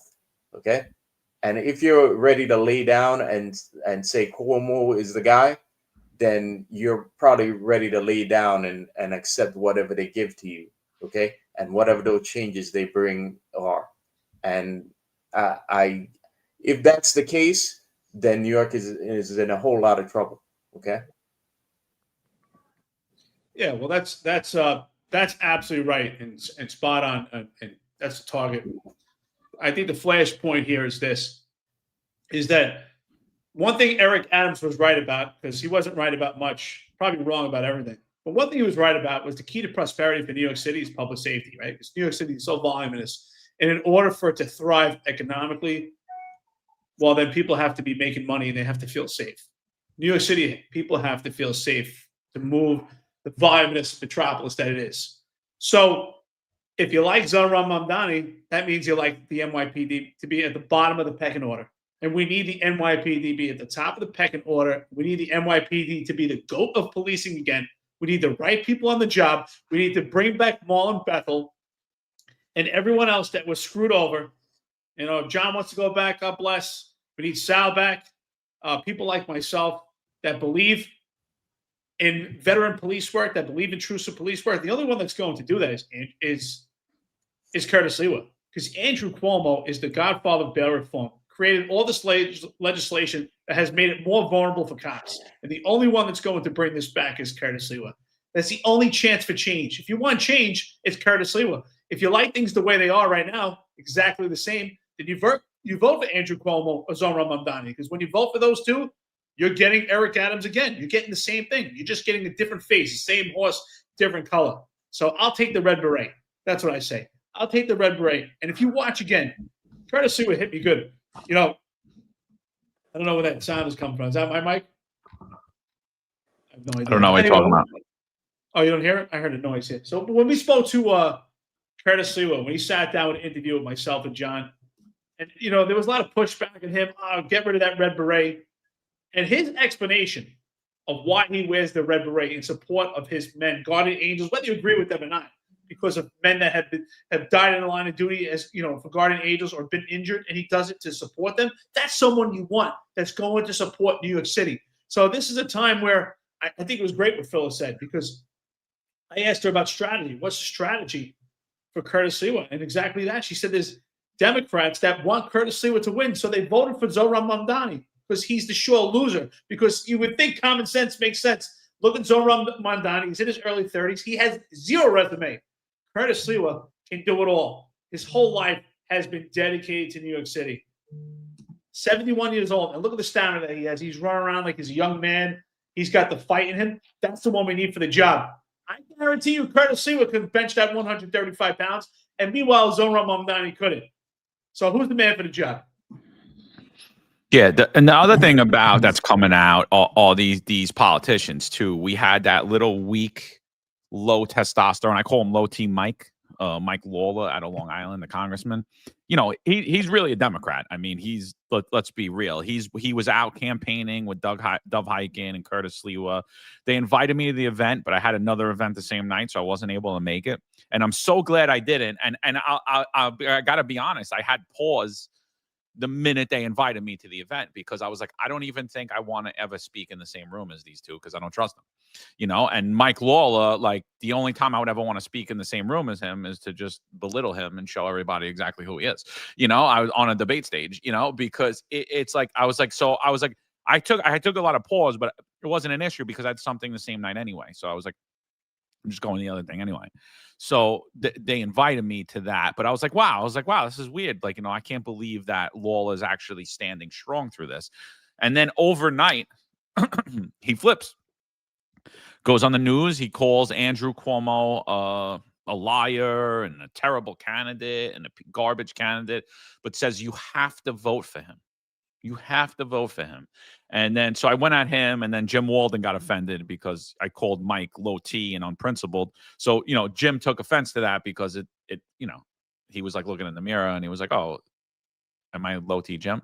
You know, because I'm also low T and unprincipled. So, you know, like that. So he got offended, and then he came to bat for Mike. And then the other candidate that came out recently too is a Dov Hikind acolyte, and that is Councilwoman Ina Vernikoff, only Democrat to be funded by the Uber PAC, only a Republican to be funded by the Uber PAC. So this is what she writes today. She writes, I am a proud Jew and a proud American. This takes priority. This is her endorsement of Cuomo that she's talking about. She came out and endorsed Andrew Cuomo. Mind you, she is the only Republican council member that voted to accept for a casino bid for for the Bronx, who the councilwoman, Christy Marmorato, and her constituents were against. She voted for the casino, and then later on gets an endorsement from Don Jr. I didn't know Don does endorsements, but whatever. So she writes this, I'm a proud American and a proud Jew. This takes priority over any political party or loyalty to any political candidate. And I say this as a staunch Republican. I left my law practice and ran for an office to protect my community from the dangers of what I saw coming. I will never back down. So, I got to be honest. I like Ina a little bit. I don't trust her as far as I could throw her. And the reason I don't trust her as far as I could throw her, because here you go. Here's the staunch Republican in the summer of 2020 walking with and marching with Black Lives Matter and Hawk Newsom. So, I mean, does that seem like a staunch Republican? I mean, did you guys think that Black Lives Matter was a legit movement? Did you agree with the burning down of stores and burning cop cars and calls for defund the police? I don't know. I mean, I know Mike Lawler would have took a knee 100%, but I don't even think Mike Lawler would have did this. Like, I know Lawler gets on his knees because he's gotten on his knees for a lot of things. He got on his knees again, and you could always tell a man by their shoulders. I mean, look at their shoulders. You could always tell the man by their shoulders. But I don't even think he does this. I mean, he kneels before Hawk Newsom. He kisses Hawk Newsom's feet 100%. He wants to, he's one of those cocks 1000%. But would a staunch Republican do this? Would anyone with common sense do this? I'd say this. Ina was a Democrat a long time ago. She lived in Brighton Beach area. I worked there, so we know the same people. Hi, Ina. I kind of saw this one coming because she's in that Trump camp, and Trump wants Cuomo, even though Cuomo made millions bashing him every night and blamed him for the entire pandemic. But in the end, money is the root of all evil. So, but that what she just said, I'm a proud Jew and an American. What the hell does that have to do with a guy running for office for the mayor of New York City? Again, it's more fear-mongering stuff. I have not seen anywhere where it says Mamdani is running on, I am going to start concentration camps. There will be Sharia law. I am seeing from him that he's got outrageous policies that won't work because it's like a pipe dream, and he wants to give free bus rides. There's no mention of religious ideology other than certain people who keep fear-mongering and stuff. The latest one was that, I don't even want to go down that route, mentioning 9/11. So they're putting that out there like a certain radio host. What does that have to do with someone running for office? And another thing was, Mamdani takes pictures with people. And I'm very sensitive to this for why? Because they said that I was in a picture with someone and terminated me for this. Oh, criminal association. Meanwhile, the guys in the picture, I have no idea who they are. They just showed up to some event, claimed they were security. I had very little interaction with them. I don't know who they are. Oh, you're part of this group, a subversive group.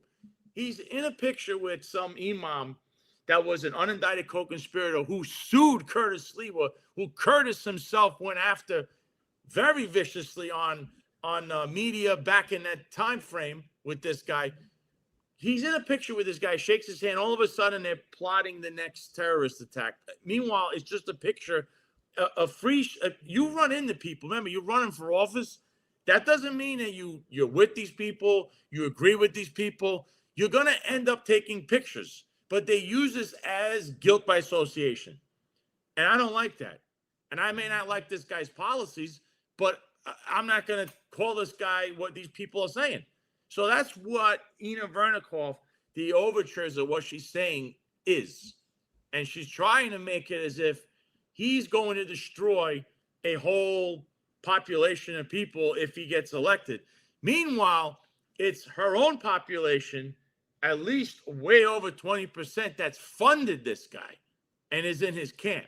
But that is what they keep ignoring. They are absolutely gaslighting you and fear-mongering you into thinking the worst thing is about to happen, but it's not, because there are laws in this country, as John stated before, and as a U.S. Constitution. No, this is not London. That doesn't happen here, because you will be held accountable for those actions. There's a Department of Justice. You know how Trump is if you're not his friend, he's looking to throw you in jail. So what do you think is going to happen? So this amount of fear-mongering only hurts Curtis Sliwa, who did whatever he could do to help her win her primary and get her elected a couple of years ago. This is what you deal with in politics. And there's a ton of it with this fear-mongering nonsense. I don't get it. You're in a picture with somebody now. It's like, God forbid. But when you're pictured at a certain restaurant with certain criminals and felons who then are alleged to have done crimes. Oh, that don't look at that. So you see how they do this. It's a shield when they want and a sword when they want. And you can't do that because it works both ways. You know what's interesting about this? Ina Vernikov, the only thing I can remember that was good about her is that she supported veterans in getting preference when it came to the Mitchell Lama program in New York City. That was the only thing I thought was great. She supported veterans to get first preference when it came to Mitchell Lama. Other than that, I think it's interesting that she's getting behind Andrew Cuomo, and she supposedly fights anti-Semitism, especially what happened with Jews during COVID with Andrew Cuomo. And not only that, she comes from Ukraine when it was still part of the USSR, where Jews weren't even allowed to be Jewish back then. So she's supposed to have this fight against anti-Semitism her whole life, and now you're going to get behind Andrew Cuomo. And if Andrew Cuomo can't win because we already saw he lost the primary, Zohran Mamdani, which supposedly may be anti-Semitic also, you're getting behind him also. That's what you're saying. But you're not going to get behind Curtis Sliwa, that's loved by Jews and loved by all. He's just full of shit. I mean, I think Jack Stern said it here. Her Halloween costume will expose. She's really a Democrat socialist herself. She's far from being a Republican. I was there during the riots in the South Bronx throughout COVID. Hawk Newsom was nothing but a race baiter and inflammatory, created numerous amounts of violence. For her to march with BLM is another just debacle. Again, just backstabbing people. This is ridiculous. She talks about, and it's funny how she mentions she's a Jew and an American. You really care about being Jewish? You faced anti-Semitism your whole life, even when you lived in Ukraine, and you're going to get behind Andrew Cuomo? This is just another crock of shit, honestly. Juju, I'm going to tweet everywhere I am. I guarantee one thing. You will never come there.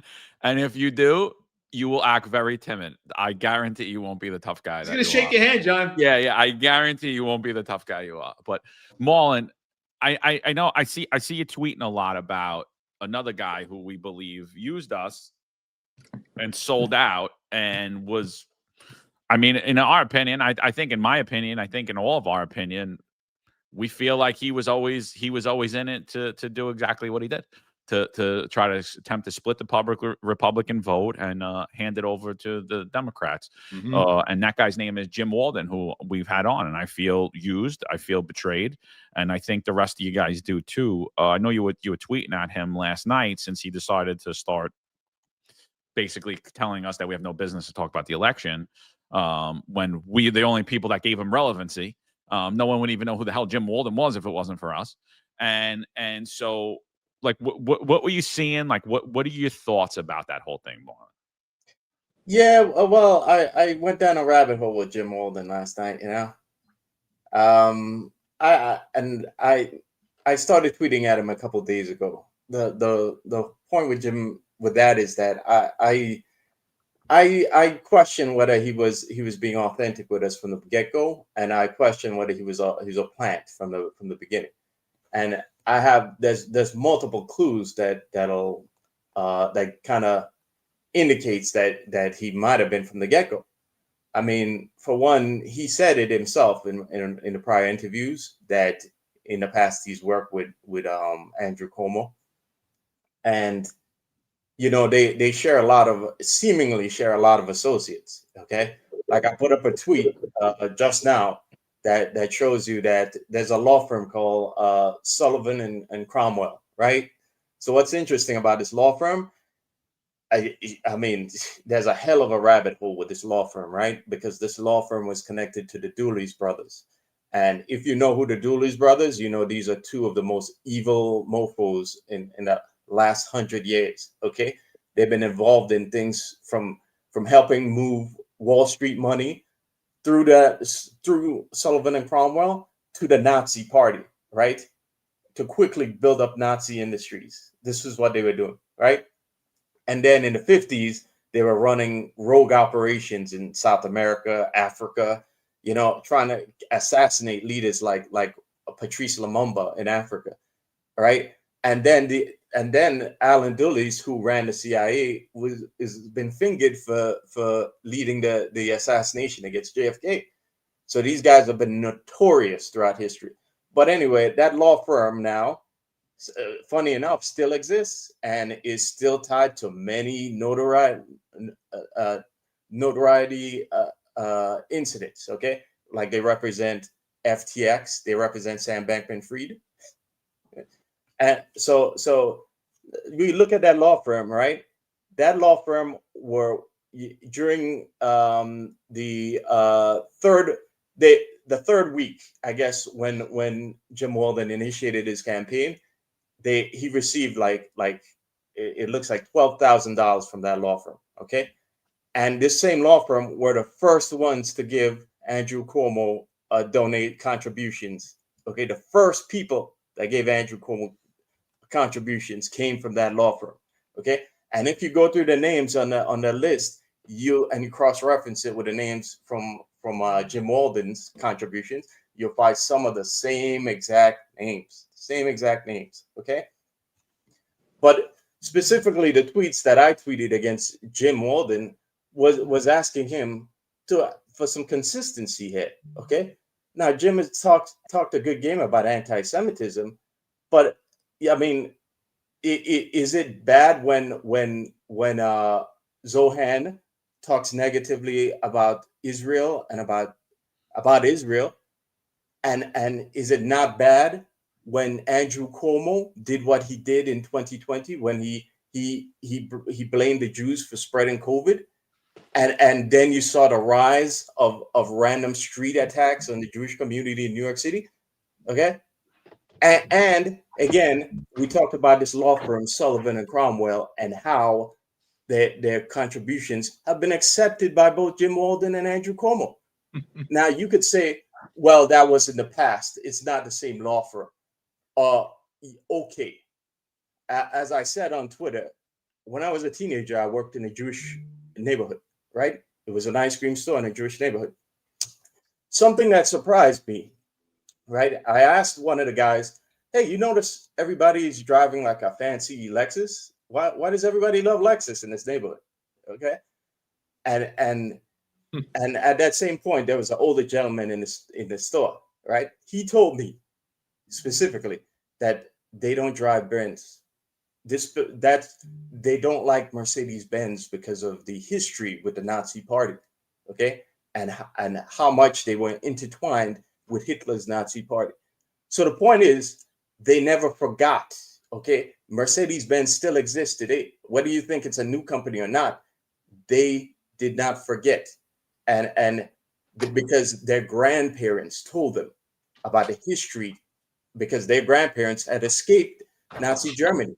So my point is that if you talk a good game about anti-Semitism, put that good game into action, because clearly we're seeing two guys, Jim Walden and Andrew Cuomo, who are not putting that into action, okay? They just use it for talking points and they use it for scaremongering, but when it comes down to it, they don't care about you. They don't care about the Jewish community, okay? Because if you cared about it, you wouldn't want to push Andrew Cuomo, considering what he did in 2020, okay? And the resulting attacks, random street attacks on the Jewish community that happened because of that. And the other thing is, right, you know, what we're seeing here is just how many people in society are just unprincipled shills, okay? And they go where the money is at, and they'll switch on a dime. They'll tell you about racism. They'll virtue signal all day, okay? But the truth is, when it comes down to making policy and supporting people who will help these communities and not hurt them, they don't care, okay? Because the money ain't there, okay? And the point that you should all understand from this is the people who virtue signal the most are the people who are going to hurt those communities, even if it's their own communities. They don't care, okay? It's just a cover to an affront, okay? To divert you while they continue to harm those communities. You know what? Eric, I know you got a lot to say about Jim, Eric, because No, but you know what? Listen, I've actually had personal conversations about Jim, and I even thanked him for his plan and the effort that he was trying to put towards CCRB. So, you know what? I don't feel it's a waste of time, and I don't feel that misused or used, because honestly, that's what we have. We have an open market. we have open conversation, and we're willing to have anyone on this network, minds alike or in opposition. So I think the only person that he ended up hurting was himself. He came on this show. He came on the network. He went on Sal's show. He went on the finest, on New York's Finest Trying to Filter podcast with myself and John. He even went on the Executive Perspective. And we gave him a lot of airtime because it was conversations that really shaped the conversation for this election. And the conversation was, and it's the support. So I don't care. It wasn't about Jim. I think it was about supporting New York City workers getting back to work, getting Marlon back to work, getting John compensated, reinstated, vindicated, getting Sal back to work, getting people that were wrongfully terminated and people that were just wrongfully unjust because of this vaccine mandate. So if that conversation was with Jim, and if that's what it takes, God bless, because I want to put New York City agency workers and especially cops first.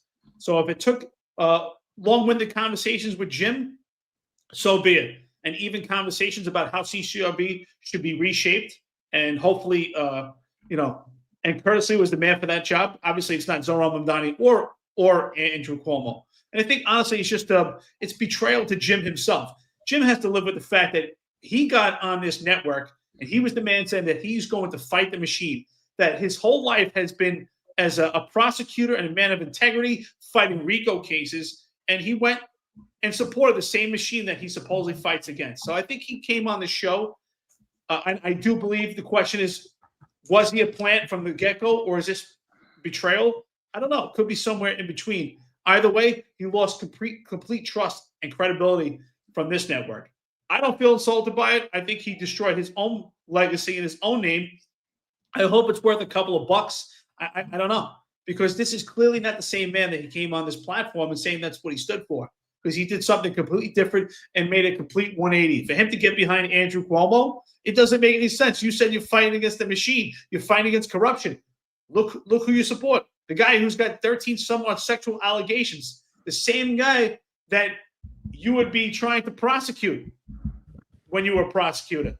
And yet we see a complete different turn. So I don't know. What is Jim Walden's true colors? Obviously, his true colors were not in support of Curtis Lewa, not in support of what he said. He's not transparent. What he said is not what he means. And it's obvious that he came on this network to get out to the because of our audience, because we have a large support system between friends and listeners and haters when it comes to New York City politics, how policing has injected infected policing, and policing is at the top of the pecking order of conversations when it comes to this election. So you know what, Jim Walden, you've been exposed, and that's okay. He has to live with it. He has to lay down at night, and he has to live with it, knowing that he was never someone that had his heart in New York City. He comes from Pennsylvania. He lives in Connecticut. He's not even a fan of New York sports teams. Probably doesn't even know where the subway is. But that's okay. We don't. As I said before, he came on this network, really helped shape conversations about this election, and it's about supporting the cops and putting the cops first. So if that's what it takes, and him coming on here for his 10-minute conversation, just to say again, just to push this endorsement for Andrew Cuomo, I think just hit himself in the face, and it didn't hit the mark. He thought we were stupid, and we're not. So that's okay. That's all right. Again, if it supports the cops, it's worth it. Yeah, Jim Walden, first of all, we had him on here. We all had him on here because this is a platform where you running for mayor. I think we can have whatever candidate, whoever wants to come on, right? I mean, the only guy that doesn't have the guts to come on here is Andrew Cuomo. That's the last one standing. He doesn't want to come on here because his people, like Rich as a party, rather attack me and John online than to actually have a dialogue or have any kind of conversation. So that's kind of where we're coming from. But Jim Walden, look, I've said this before, having him. First of all, it was a certain grifter who brought him around us, because I didn't know who he was. I know he was a lawyer, and I respect his resume, because he was a prosecutor. But when he came on, he had some good ideas. I don't know if everything could be implemented. But what did I tell all you guys? I've been saying it from the beginning. Jim would never get more than, I said 3% would be too high. He was just no name recognition. Nobody know where he came from.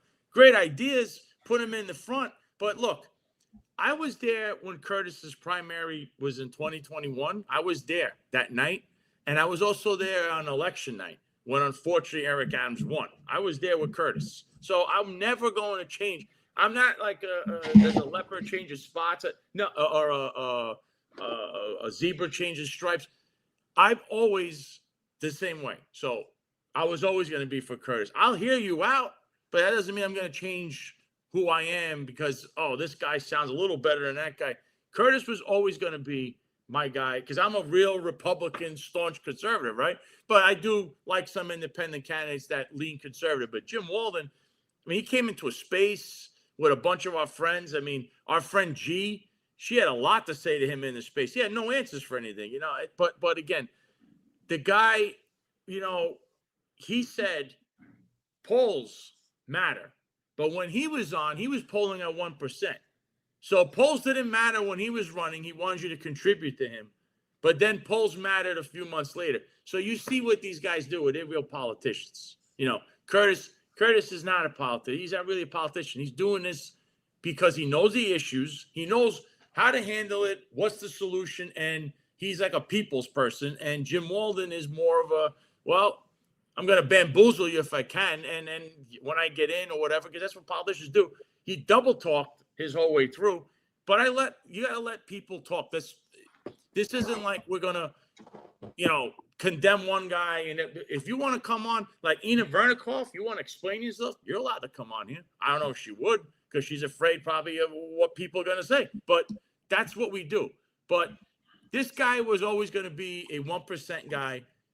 All this financial stuff sounds like he's a Bill Ackerman. You know, that guy is behind. Bill Ackman's behind him, and I want to say we got bamboozled, Eric. We let anyone on who would run for office. You could come on here. You let Mamdani come on here, right? It's only Cuomo who refuses to come on. But, you know, the guy is what he is. And that last appearance that he had on here with you and John, where, you know, he had no explanation. The polls, I don't believe them. You know, vote that way. And then he gets off. That's all you need to know. And he's still out there simping for Cuomo. Because the rumor was he was always a Cuomo guy. There was some kind of connection there as it was. So it's not like a lesson learned. It's just you all, this is for the public. This is how you see it. You all judge. It's not about us. You judge. What your feelings are on that guy. I mean, you know, it is what it is. But I can tell you, I've been in politics probably, you know, inside politics longer than Jim Walden. He was always a 1% guy. So 1% Jim, it was nice having you on. I feel sorry you had to drop out, but you were always at 1%. But now your real colors, your true colors came out. So if people are exposing you, whatever they're saying, it's not my fault. You exposed yourself. You always tell a man by his shoulders and his tweets. So Mullen uncovered this yesterday too, Mullen. You want to go into like Jim Walden and his X account and all this? I mean, we always thought like Jim was a little further left than he was alluding to. But I actually didn't realize how far left. I could tell he liked, you know, when it came to congestion pricing, he really was weak on that. Totally, he was kind of with it. You know what I mean? More than he was against it. But I didn't realize like the TDS and the connections to De Blasio and Cuomo and all these people.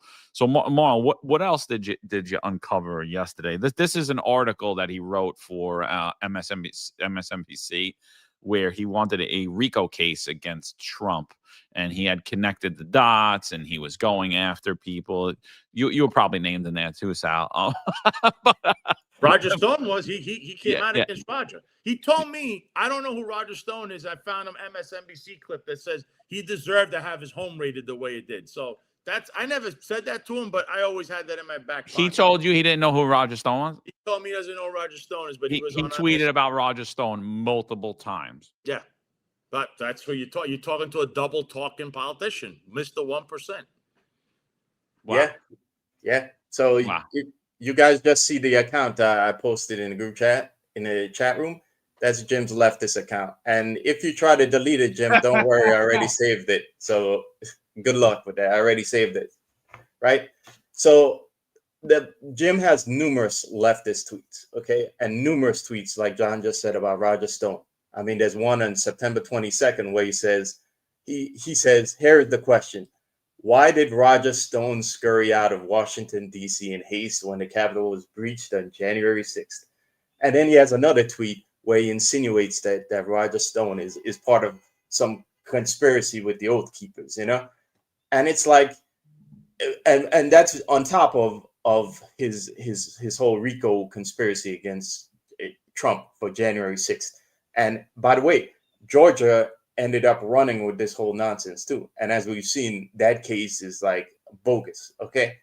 So the point is that Jim, I believe Jim was a plant all along, and he's like a henchman for the deep state, because you look at his appearances on MSNBC, you look at these tweets, you look at this RICO thing, you look at his involvement with de Blasio and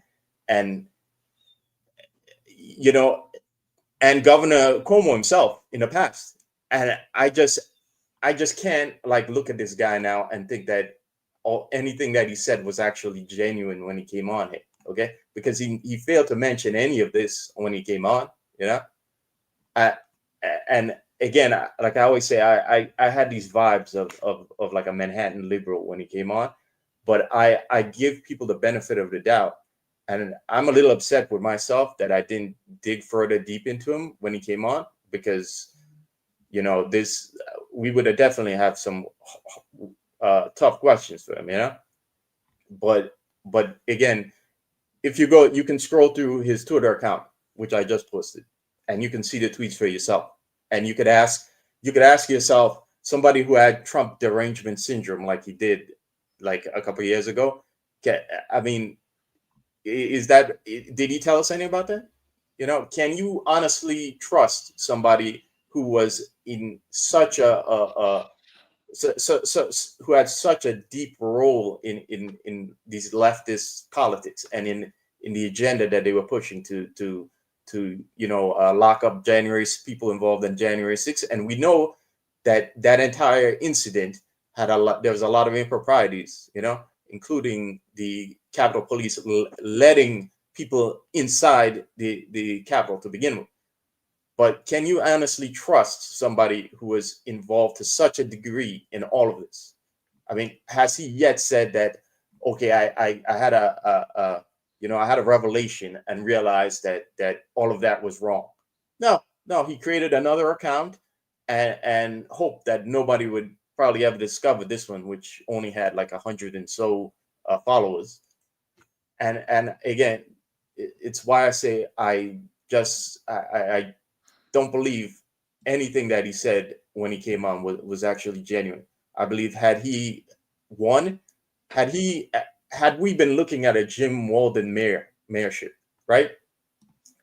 Would we have gotten anything different from de Blasio or the actions of Eric Adams? Okay, who will say that he's MAGA, but you know, the actions that and the policies that he's clearly put in place are leftist. Okay.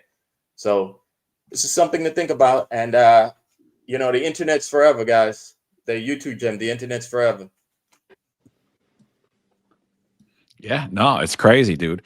So, all right, let's get on the candidates a little bit, because, you know, I'm sick of hearing about Cuomo's experience, because one thing I think that like we never attribute Cuomo to is like how disastrous he was in his earlier life. You know, Rich as a Party is trying to make it out that Andrew Cuomo, I'm sorry to laugh, but he's trying to say that Andrew Cuomo was a tow truck driver and worked his way through college as a tow truck driver. I'm like, dude, could you please stop? Like, no one believes you. Like, he's a Nepo baby. Like, no one believes that Andrew Cuomo worked his way through school as a tow truck driver and then only a few years later married a Kennedy. And people all their little hack accounts are like, what's your point? I'm like, my point is if I'm a blue collar guy. I come from a blue collar family. I've dated girls that are outside of my my socioeconomic background. And I know how I was looked at by their family, and they weren't Kennedys. You know, Kennedys are like royalty, you know? So, and I know like just how I was looked at just based upon my socioeconomic background and where, you know, where my family status was as far as financially. My point was, if you're driving a tow truck or you're a police officer or you're a sanitation worker, the only time you're probably ever going to get in a room with one of the Kennedy daughters is to serve them hors d'oeuvres or to bartend. Like you're not going to have access to them like that. And their family's not going to be okay with them dating you. And their family's certainly not going to be okay with them marrying you. So it's a farce. It's a fake. It's a Jim Walden. You know, that's not true at all. But one of the points about Cuomo is like, you know, we often call him the father of bail reform because he is. But he literally collapsed the economy. He's directly responsible for almost. So Andrew Cuomo was the HUD secretary. And as the HUD secretary, what he did is he put in legislation that basically what he did is they threatened the banks.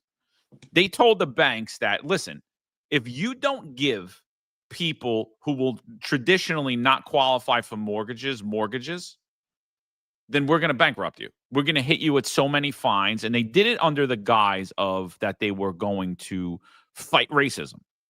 You know, the banks don't care about your color. They care about how much money you got. So what happened is the banks just started giving out all of this money, right? So, and when he's Attorney General, Andrew Cuomo, and he starts to run for governor, people are like, listen, this dude's really dangerous. Like the policies he's put in as the HUD secretary are very dangerous. He led to the housing collapse in 2008, which led to the financial collapse of 2008, which led to recession. And where hundreds of thousands, if not millions of Americans were put out of work, you know, and people lost their homes. And the banks almost went under, and that led to the bailouts. And I'm like, so when we talk experience, I'm like, what the hell kind of experience are you really talking about? I'm like, the guy the whole way up is a disaster. Everything he ever touched is a complete disaster. I mean, I'm sure you guys remember, I had bought my first home in 2008, and I had bought it at the top of the market. And I was like, I bought my house and like, I'm just a glutton for punishment. I don't know what it is. I don't know if it's just trials find their way to me or whatever it is, but I bought it at the top of the market. And like, I'm not kidding. Like a week later, all of this comes to fruition and the value of my home like decreases like $200,000 like overnight. And I'm like, oh my God, what did I do? Oh my God, what did I do?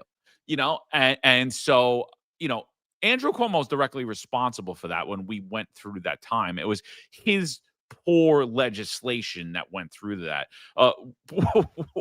What do you think should have happened to Andrew Cuomo? Should he have got to New York Attorney General after this? Should he even became the governor after this? I mean, seriously, like these people just fail their way forward. They just continue to fail forward, you know, and that's what it is. Listen, I think you're spot on. There's one thing I wanted to before we go into that. There's one thing I wanted to mention before that I forgot to mention. So usually when we have candidates on the network or guest, I always like to ask at the end, like, you know, just to find, you know, just to make a little fun and learn a little bit about someone other than politics or, you know, just like what stuff they love for fun. And I remember I asked Jim what he likes, and he told us his favorite band is Foo Fighters. And I love Foo Fighters, great music, but I never thought about it back then. But after doing some research, just like Marlon, I had found out that Foo Fighters showed some real rejection. They were not happy that their song was being played at a Donald Trump rally, and some of their royalties went to Harris and Waltz. So I was like, so now when we start to think about everything, it came back to me like, wow, maybe it was a plan from the beginning. But just listen to like the music. He said it was his favorite band. It all ties in together. You know, it's kind of like a leftist band. You know, Dave Grohl has been kind of, you know, opposed to Donald Trump. So, and here that's his favorite band. It's all started to make sense and come full circle. You know, Andrew Cuomo, I think, should have never rose to Attorney General. Absolutely not. Anyone believes that his hands got dirty and he was a blue collar worker is far from the truth. I can tell you this. You can't measure someone by who their father is or who their children are. Sometimes people say, oh, this is their father. His father was a far different person than he is. Andrew Cuomo is not the same person. And how do we measure people? We measure people during times of chaos. That's how we should measure politicians and leaders. We don't measure our best leadership in war and battle and policing by good times. We measure them by bad times, right?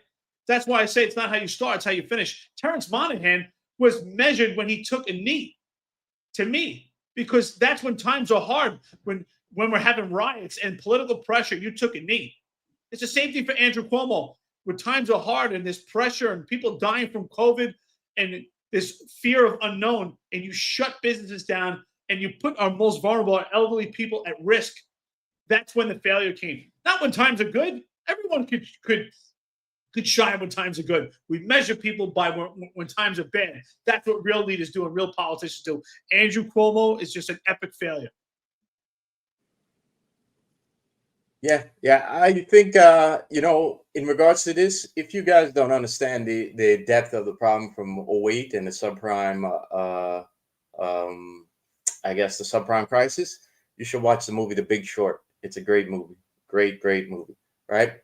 But should we think it's just a coincidence that Bill Ackman, right, and deep state law firm that I just mentioned are in the tank for Andrew Cuomo now? Should we just think that's all coincidence, considering Bill Ackman has a lot invested in real estate and commercial real estate, and I've also noted how he would love government to push pension funds into affordable housing. Okay. So we're supposed to think that's all coincidence? No, nothing is a coincidence. Okay. Andrew Cuomo helped them here, and he would no doubt help them in this case. Okay. Because the same vampire class of capitalists benefited from the subprime crisis, because during the subprime crisis, what happened is they pushed a lot of people who wouldn't otherwise qualify for mortgages to be able to get those. Okay. And what happens is they would take those mortgages and put all of the mortgages into a commercial, I think it was back then it was called commercial backed obligation. Basically, they put it in a security and then leverage that on Wall Street too. So what happens is this is how you get the economy leveraged on debt upon debt. So if you have something that causes the real estate market to crash, it causes cascading crashing in other areas of the market, because it's all leveraged on it. So these people rode the benefits of that as the market went up, and then they rode the benefits of the market tanking too, because then they were able to get cheap assets on the cheap when the market crashed in '08. So that vampire class benefits both ways. And as we're seeing here, Bill Ackman would love nothing better to do than to also benefit off the fact that government is in such a position that they're incentivized to keep the real estate market afloat, because number one, municipalities want the tax revenue that comes from it. Okay, so they don't want that sector to crash, because crashing will also lower the tax revenue. And number two, it would cause other cascading crashes, like your pension funds, which are invested in this already. They just wanted more invested. So none of this is a coincidence, people. No, I agree.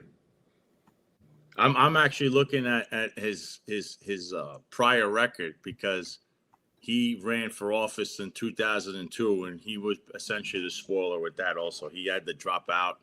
He made a stupid gaffe. I remember this. He talked about Pataki, who was the governor at the time. He said something stupid, and he had to get out because he wasn't going to win that race. But I believe he stayed on either in that race or another race. But he stayed on as a independent, like a spoiler.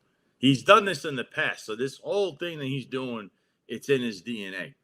I'm going to find the exact race it was in, but he stayed on as I believe as an independent in the race, even though he lost his primary. So this isn't it's like not even the first time this guy does this stuff. He ran for governor. I remember he quit in 2002.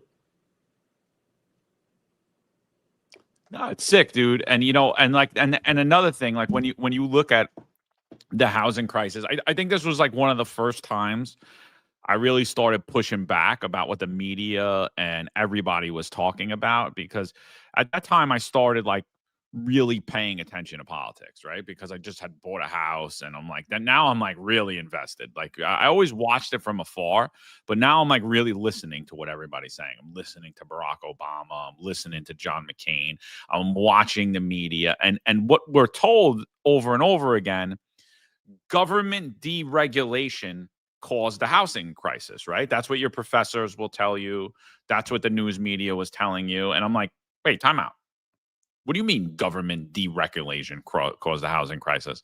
They're like, yeah, no, it's because the government, like, it was these greedy banks. And I was like, well, the banks are greedy 100% and the banks are making profit, but the government dictated that, in fact, by law, they had to give loans to people who had no ability, and the banks couldn't even check if you had ability to pay these loans back. Now, people that were smarter than me, a couple of my friends, they were taking out loans to the max, dude. And what they were doing is buying investment properties, and they're well off today from that. Other people were buying these big houses that they couldn't afford, and they defaulted on their loans, right? They're like, oh, don't worry, you're going to make more money.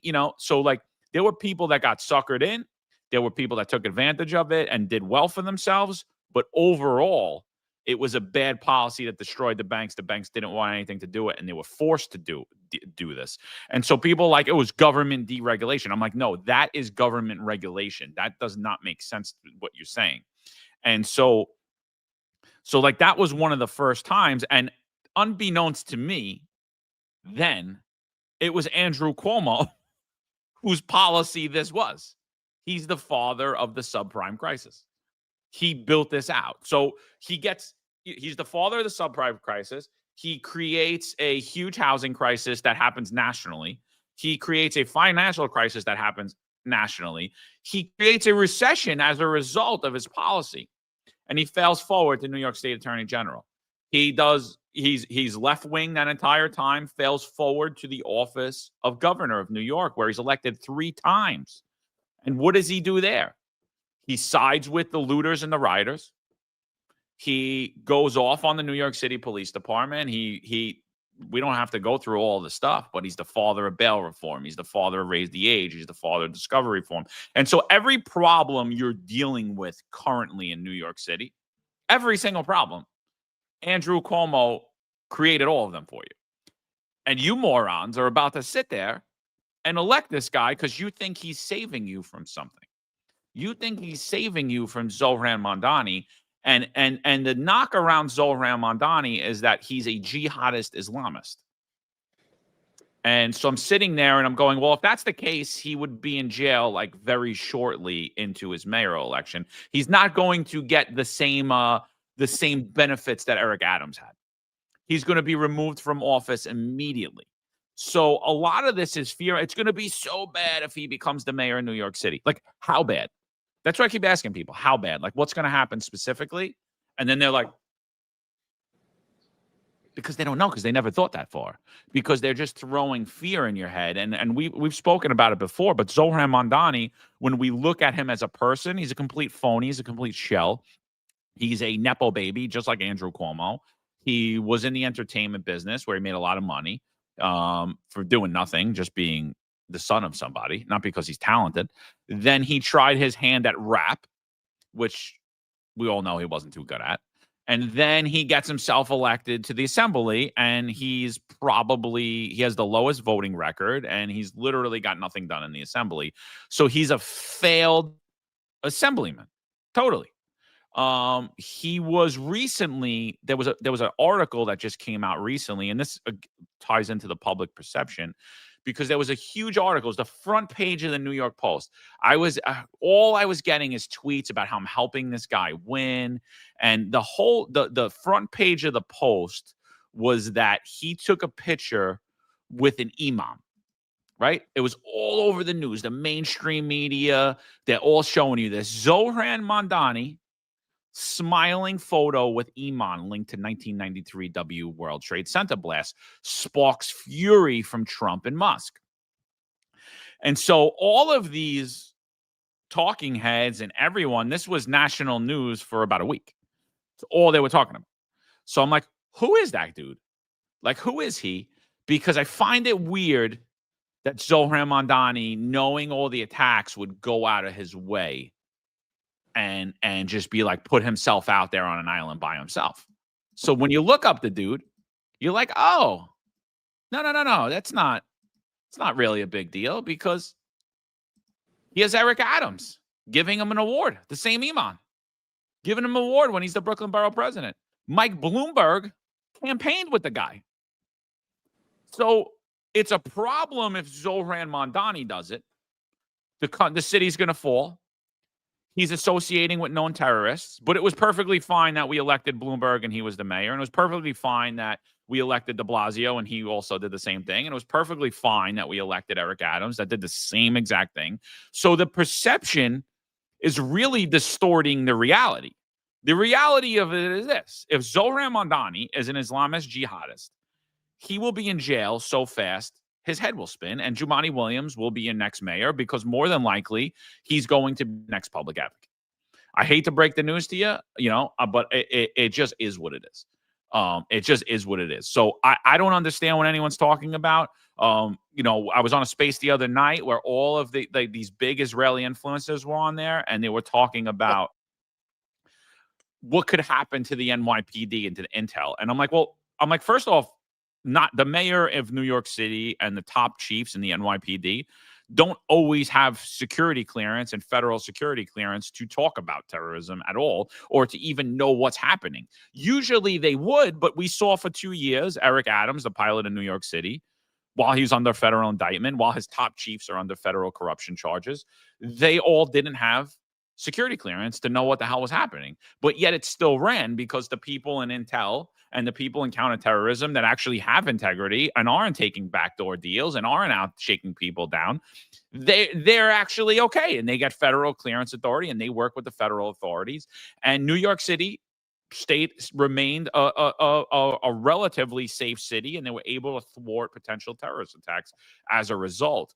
But if you look at what's happening around Zohran Mamdani, this is all fear-mongering to scare you into voting for the person who created this entire mess. Listen, I just want to say this is an open platform. We love friends. We love the chat. We love the engagement. 1804 Banks, you've already been warned last time about spamming the chat. You spamming the chat again, so I put you in a timeout. We don't mind what you say, but when you start disrupting the other our engagement, we're gonna have to put you in a timeout. You're welcome back, but you were warned already. So we're men of our word. Eric, give him a little leeway. He's retired now. Nobody, he's got no authority. He needs attention. He's not used to this, Eric. Give him a little leeway. This is a great conversation, because it brings me back. I'll never forget, it was August of 2005. I had almost 2 years on the job, and I was still a rookie. I was making peanuts, and I bought my first condo. I bought my first condo in Staten Island, and I was like, wow. I remember, I figured I would get myself a jalopy. I was pretty handy, and I'll fix it up myself along the way. And the realtor starts taking me, you can look at this. Next thing you know, you're looking at things that are really out of your price range, and they start making you believe you can afford it. So I was fortunate enough to get one. It was in good shape. It was in great kills. It was a nice condo, and I was shocked by it, because in comparison to 20 years later, doing much better financially. Being a lieutenant in the NYPD, having to show every piece of paperwork where your money comes from, every dime. And it was almost like I couldn't afford things that I could afford back in 2005. It's amazing how we've seen this turn upside down. And that, 2008, I would say arguably is probably the worst recession we've ever had after the 1930s.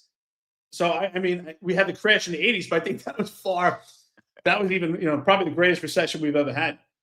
So the question is, can New York City get any worse? I mean, we've seen the whole country, at its lowest point, right, with the depression in the 30s and the recession in 2008 was probably just as bad, if not maybe worse. So can we get any worse? New York City? I don't know. We've been at the bottom and we've come back. But do we want to? I mean, we're already at the bottom right now with Eric Adams in New York City. Do we want to continue on the same path with Zohran Mamdani or Andrew Cuomo? They're the same person. They've all defunded the police or have desired to defund the police. Curtis Lee was the only one to get behind the NYPD, to get behind police, to get behind housing. I mean, I asked, John and I were talking about this the other day, and I said, do you think this whole election comes down to the city of yes? Because I think it really comes down to the city of yes. Because now that we're talking about real estate, I think this whole election comes down to the city of yes. And Curtis Lee can't be bought. And when it comes down to the city, yes, you get that with Andrew Cuomo, and Curtis Lee. Because the question is the city of yes really for residents, or is it really for billionaire real estate developers? And the way I see it, that's who it's for. It's for real estate billionaire developers. And to me, that's the reason for this whole push to get behind Andrew Cuomo. Hassan asked to be put in timeout, so I went to put him in timeout. I think I banned him. So I think he can talk. I didn't get $50 today. Sorry, Hassan. We love you, bro. Thanks for the coffee and donuts, though. Yeah. We'll still read it out of that. So come back under another name. But Sal, you've been talking about this same thing a lot too. I actually heard you talking about it for a while now. Like, what are your thoughts about a Zohran Mamdani? Like, are you afraid of Zohran Mamdani? Is he gonna what are you overall like? What are your thoughts around all this? He's going to be the same thing that Bill de Blasio was, except he's going to be more of a corporatist, capitalist kind of guy. He's skewed in that manner. That picture you showed, who, just so people understand politically, an imam like him, and he's an indicted co-conspirator, all this stuff, you see how he has taken pictures with different mayors. He's someone that in the political world you'll have to run into at a certain point. But because you take a picture with the guy does not mean now that you're planning jihad or whatever this crazy term is, because this guy, if he's so bad, he was an unindicted co-conspirator, and why isn't he in prison for the rest of his life? People, whatever it is with his case, notice who else they were with. Yusef Salam, who that guy is the king of speaking engagements. And I already made an inquiry about that. And they're trying to use this sub paragraph in the city charter, and they skew it, and they're saying it's actually against him, but they're trying to say it's for him. That's their argument. He takes speaking engagements, even though he's a city councilman. He makes a lot more with the speaking engagement than he does in city council, but that's who he was with. So the both of them, what I think is he's actually telling Mamdani, hey, once you get in, there's a lot of speaking engagement you could do. You get 30, 40 grand a pop, because that's what he does, Salam. So that was just a chance encounter. This guy doesn't hang around, this imam guy. Mamdani, if you haven't noticed, is absent in Albany because he's flying around the country and the world. He's got his whole, if it's me, he doesn't need this job. In my opinion, being a politician, he doesn't need it. He's got a lot of money. He has a ton of options in front of him, this guy. He's doing this for whatever reason. I don't know if he needs the screen time, whatever it is for him. Everybody has a misconception about this guy. I understand people's fears. Always a Democrat. Well, but you guys in New York City need to vote differently and should have been voting differently a long time ago, because you set the trap with Cuomo, all these people in city council. You're still electing Carl Hastie every couple of years. The guy is one of the most corrupt, if not corrupt, guys in the state legislature. He's still there, and he's endorsing Mamdani, so he's going to let him into the circle of corruption. And New York continues to vote for these people. You really need to look at yourselves in the mirror. Is it over if he gets elected? Let's see. You survived Eric Adams, even though he's pretty much bankrupted your city. You survived Bill de Blasio. You survived Michael Bloomberg. You survived Rudy Giuliani. You survived Ed Koch, where there was all kinds of chaos. You had the other mayor, too, the short guy. I remember him. All these people New York City has survived. You will survive Zohran Mamdani. If the worst possible scenario he wins, you will survive him. It will not look like London. London, again, is another city in another country. There's laws and there's a constitution you need to follow. And we already know he's not going to get indicted for being alleged terrorist. What Mamdani is going to get in trouble for is accepting foreign contributions to his campaign and straw donations. That's where you have him. If there's any extra dark money, they're going to pull that string, and wherever it leads to, it leads. But I've told you that was going to happen, and it has nothing to do with this guy's religious beliefs or who he is. I don't know why it keeps being mentioned. It really needs to stop. It needs to stop. You can beat this guy on the issues. We don't need to beat him on, look at this thing on the screen. This is from Canary Mission, ties to terror org. Here's the same Iman. Again, campaigned with de Blasio, campaigned with Bloomberg, campaigned with Eric Adams. Eric Adams awarded him, gave him an award. And so, but now it's like, oh, and I'm sitting there and going, well, what are you telling me, that the federal government is going to let a terrorist be the mayor, and he's going to let horrible terrorist actions happen in New York City? No, it's absolutely not going to happen. If he was, he'll be removed in a second. And Jumaane Williams this time will be a mayor, like he should have been when Eric Adams should have been what he got. Mm-hmm. That's the problem. And again, I saw a video, John. They put a video out. There was Muslims having a call to prayer, which we all know as cops we've seen for decades in New York City. And Eric Adams allows it, FYI. Eric Adams passed legislation. He may pass legislation, but they were doing that prior, because it's not illegal to do it, other than it's a large gathering. I don't know if you need permits because you're in the street, but they've been doing it. It's called religious freedom, Sal. Like we found that we broke away from we had a revolutionary war to allow religious freedom in the country. Yeah, religious freedom. I mean, what are they doing that's wrong? Oh, these are Mamdani supporters. All this crazy stuff. That is why, if he gets elected, that's why he's getting elected. That you're misconstruing a video and using it for some propaganda campaign, saying all these people. What if I said all these Catholics that are rounding up are going to go behead anyone who doesn't believe in Jesus Christ, like the Crusaders? I mean, that's what you're saying. You just don't want to say it because I don't know what you believe in. You have to win on issues. Remember this.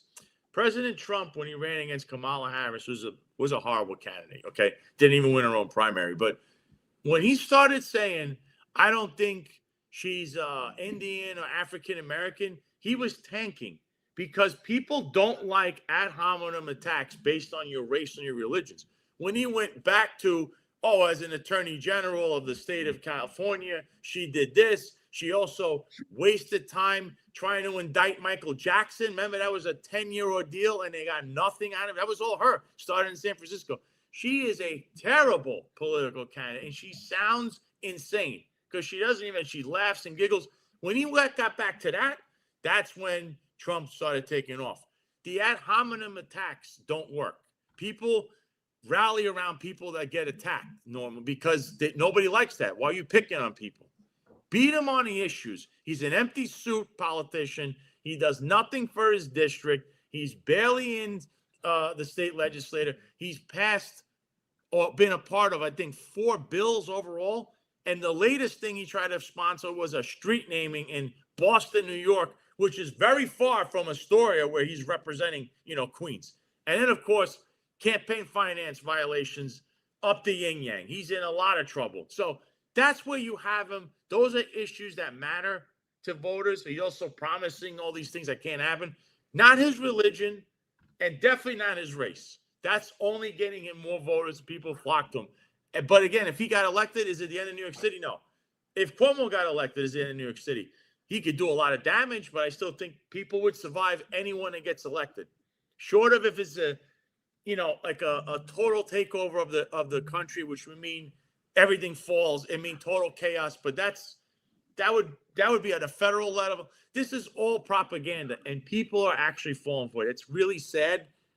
It really is, because Curtis Lee was literally the best candidate for this job. But it really, I don't know if people are going to follow what you just put on the screen before, think that's reality, or the reality is what that you're seeing with people in the street. Everyone is saying they're going to vote for this guy. Everyone has this hope behind Curtis.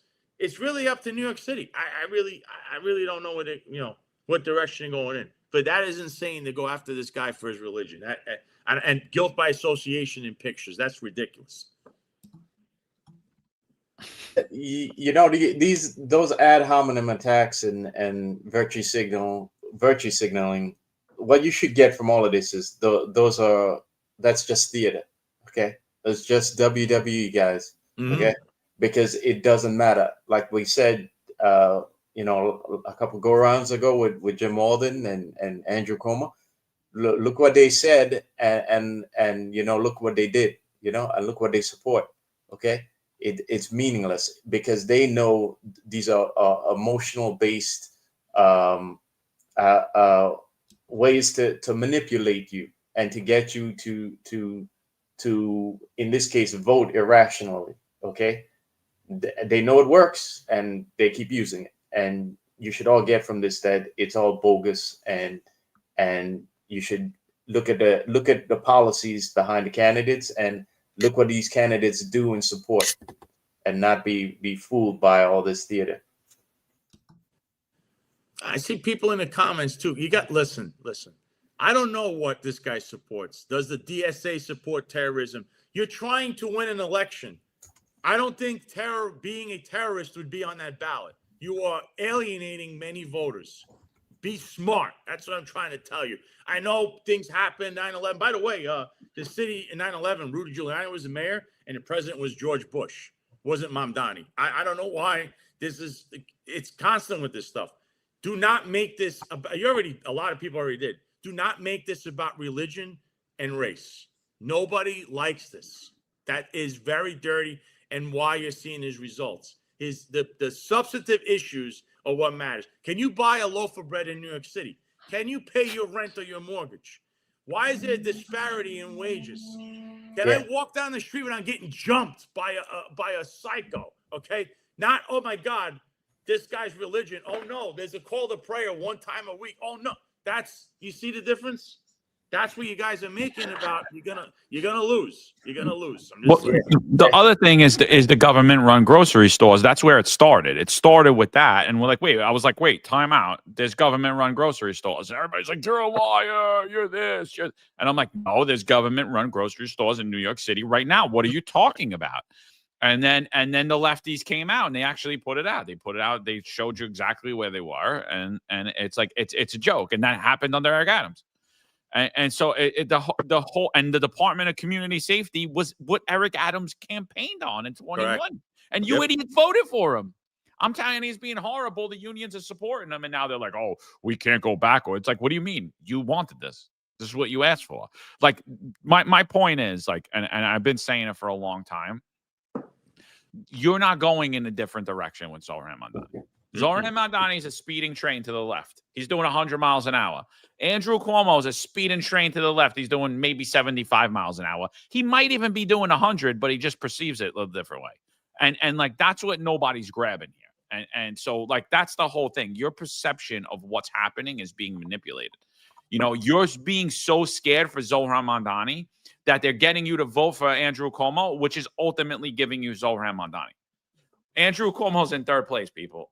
It's very obvious. Walk around the streets in New York City. The only places you're going to see him are on the Upper East Side. Nobody else gives a shit about Andrew Cuomo. He hasn't even been to any of the outer boroughs. He hasn't even been there. Curtis Lee has been to all 350 boroughs numerous times. He's crisscrossing the entire city all day long. Andrew Cuomo's nowhere. He has everyone else campaigning for him except for him. I think Hassan got his $49.99 worth. He's starting to spam the chat. So 1804 Banks, take a little page out of Hassan Mo if you want to spam the chat. $49.99. So, but with that being said, all kidding aside, playing devil's advocate here. If Cuomo does win, the fact that this campaign is running on disillusioned Democrats, independents, and Republicans. If Cuomo does win, is there still a Republican Party? Is there still a Republican Party in New York City? The fact that everyone's getting behind Cuomo because he's the choice to beat Mamdani. Is there a Republican Party in New York City? Is there a Republican Party now? Is there? I don't know. What do you think? all kidding aside, if he wins, is there a Republican Party in New York City? Well, I think I got to be honest with you here. I think that the local GOPs, I think because of the Donald J. Trump Kings County Republican I think that's led by Jimmy Wagner. I think it really strengthened them that like they have to stand strong or they're going to lose a foothold. And so they've been pretty strong in their support of Curtis Sliwa. So traditionally, I would say I would have went after them in previous elections. But I think their staunch stand behind Sliwa is, and I think not only is there a Republican Party, I think it's strengthening because I think all the phonies went away, all the cowards went away. Like nobody's going to believe you in 3 years. Nobody, you're a Democrat now, dude. You're an if you voted for Andrew Cuomo, you're an Andrew Cuomo Republican. That's it. Which means you're a far left progressive. That is it. So, like, get out of here. Nobody's going to take these candidates seriously anymore. Nobody's going to take these conservative talking heads. So, I think, is there a Republican Party? I think for the first time in a long time, I could sit here and I could say, absolutely, there's a Republican Party. And it's filled with people that have a spine, that have moral compass, that have integrity, and they're the ones that are holding the line. So shout out to you, because that's a real Republican, a New York Republican, a New York City Republican, where you're in a sea of blue and you're able to articulate your positions and you're not afraid to have these conversations and speak your mind. You're a real Republican. It's real easy to be in my neighborhood in Florida with your Trump flag hanging out and your don't tread on me flag. Go to Park Hill and wear a Trump shirt or your Trump hat. Let's see how well you fare. Let's see how well you hold up to what you believe in and why you believe in it. And so those are the real Republicans. And I think I really do. I think there's a change happening, and it's a big change. Well, that's my point. I think we're seeing it's going to be like a different version of the Republican Party. Now we find out and expose exactly who are the real Republicans. And we'll see that's a smaller group because I don't think there's any redemption from it. Yeah, 1804 banks, by the way. Listen, this isn't a firm. This isn't a payment plan. It's $49.99 to spam the chat. I think you confused $4.99 with $49.99. You got about 10 more to go. Listen, don't let the door hit you on the ass. I hate to see you make a new handle and come back in here. Waste your time. But that's my point. Like if you're Sid Rosenberg or if you're people that supposedly get behind Curtis Sliwa, you're a supposed Republican. I know Sid Rosenberg is a Democrat, but if you're a Republican and you get behind Cuomo in this, I don't think there's any redemption. How can you come back afterwards and Cuomo wins? Or I'm sorry, if Sliwa wins, we're really Republicans now. Now we're back to the Republican Party. I'm sorry, you left when it counted. When it was time to fight, that's when you left. It's almost like when we talk about the NYPD, because the NYPD is so vulnerable right now, because the manpower is so low, because the standards have been lowered, that people that don't belong, that are kind of meek and timid, they've exposed themselves because they can't hide anymore. And you see who the outliers are. I think the same thing is with this. Now you find out like who are the real strong Republicans. Because I'm sorry, afterwards, if Sliwa wins, you can't go, we didn't mean it. We're really Republicans. We just had to get behind Cuomo because we want Mamdani to win. No, you didn't fight when it counted. You see what Jack Stern said in here? Cuomo, here we go. Cuomo just called Mamdani a communist again on WOR and rationalized it by saying Republicans call him that. What a piece of shit. I don't. Well, listen, to be fair, the dude is a communist. I mean, he's giving these commie like socialist things. Like, I don't think that's a terrible attack on him. I call him a commie all the time. Like he's literally telling you he wants to give you everything for free. He wants to freeze the rent. He wants you to get groceries. Like he's said all of this stuff. He wants to seize the means of production. I don't think that is not a fair attack. I think when you're doing things that he did, that everyone else did, and you're ignoring them and being like, oh well, he's a terrorist for that. So then Eric Adams is a terrorist. And so, like, those are things like I don't understand why like Jack defends the communist part of it, because I personally think he is. I think he clearly is, but I also think that Bill de Blasio is a communist, and I think that Eric Adams and Andrew Cuomo are communists. So I mean, like, ultimately what I think is he's a staunch Democrat. That's ultimately what I think. De Blasio for sure. I would say Bill de Blasio was his comrade to de Blasio, but you're in an election, don't label, the only person that's gotten away with labeling people, and it's kind of also hurt him was Trump. That doesn't label this guy. Just Zohran Mamdani is a horrible candidate. That he's an empty suit politician that's promising you things that'll never happen. His track record's atrocious, and he's committed campaign finance violations, which are felonious in the fact that he accepted foreign contributions, which is a major deal. That's where the avenue you go on. Labeling people's gonna bring people out against you. That's what I'm trying to say. It's an election. You trying to win, or you're already in office like Trump. He's a commie. Oh, Lindsey Graham. And by the way, Trump has been pictured with Joel said it with the Syrian guy. Nobody said anything about that guy. But he's on. Yeah, I guess he's a terrorist, right? Former Al Qaeda guy. Former Al Qaeda. Yeah, reformed. Reformed. Rehabilitated. Eric, can I be a reformed terrorist? You take a picture with Trump. That's I denounced my terrorism. Oh, God. By the way, 1804 banks, we're still waiting. You have 10 more payments. I don't know what's going on with the payment plan. I just ran the credit card for 1804 banks. It came back to Salty Dog. So, No, Joyce's, bro. It's a new spot. Salty Dog's old news. Joyce's, the guy can wings. Haven't. Yeah. Where he has a special his seat, I think. His seat. He said he's got a seat there or something. I heard him talking about the table.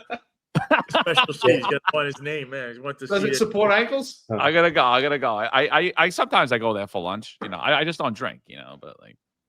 You never know. You might go and run into him. Now, he might need a wheelchair. He might be wheeled around his bum ankle. But I know he's catching footballs and, with the Cowboys. So, with a bad ankle, can you get up on those high bar chairs? It's kind of tough. Especially when you get drunk, you got to remember what ankle it is. Oh, shit, what ankle is it? Listen. We can't make fun of disabled people here, all right? Like, stop.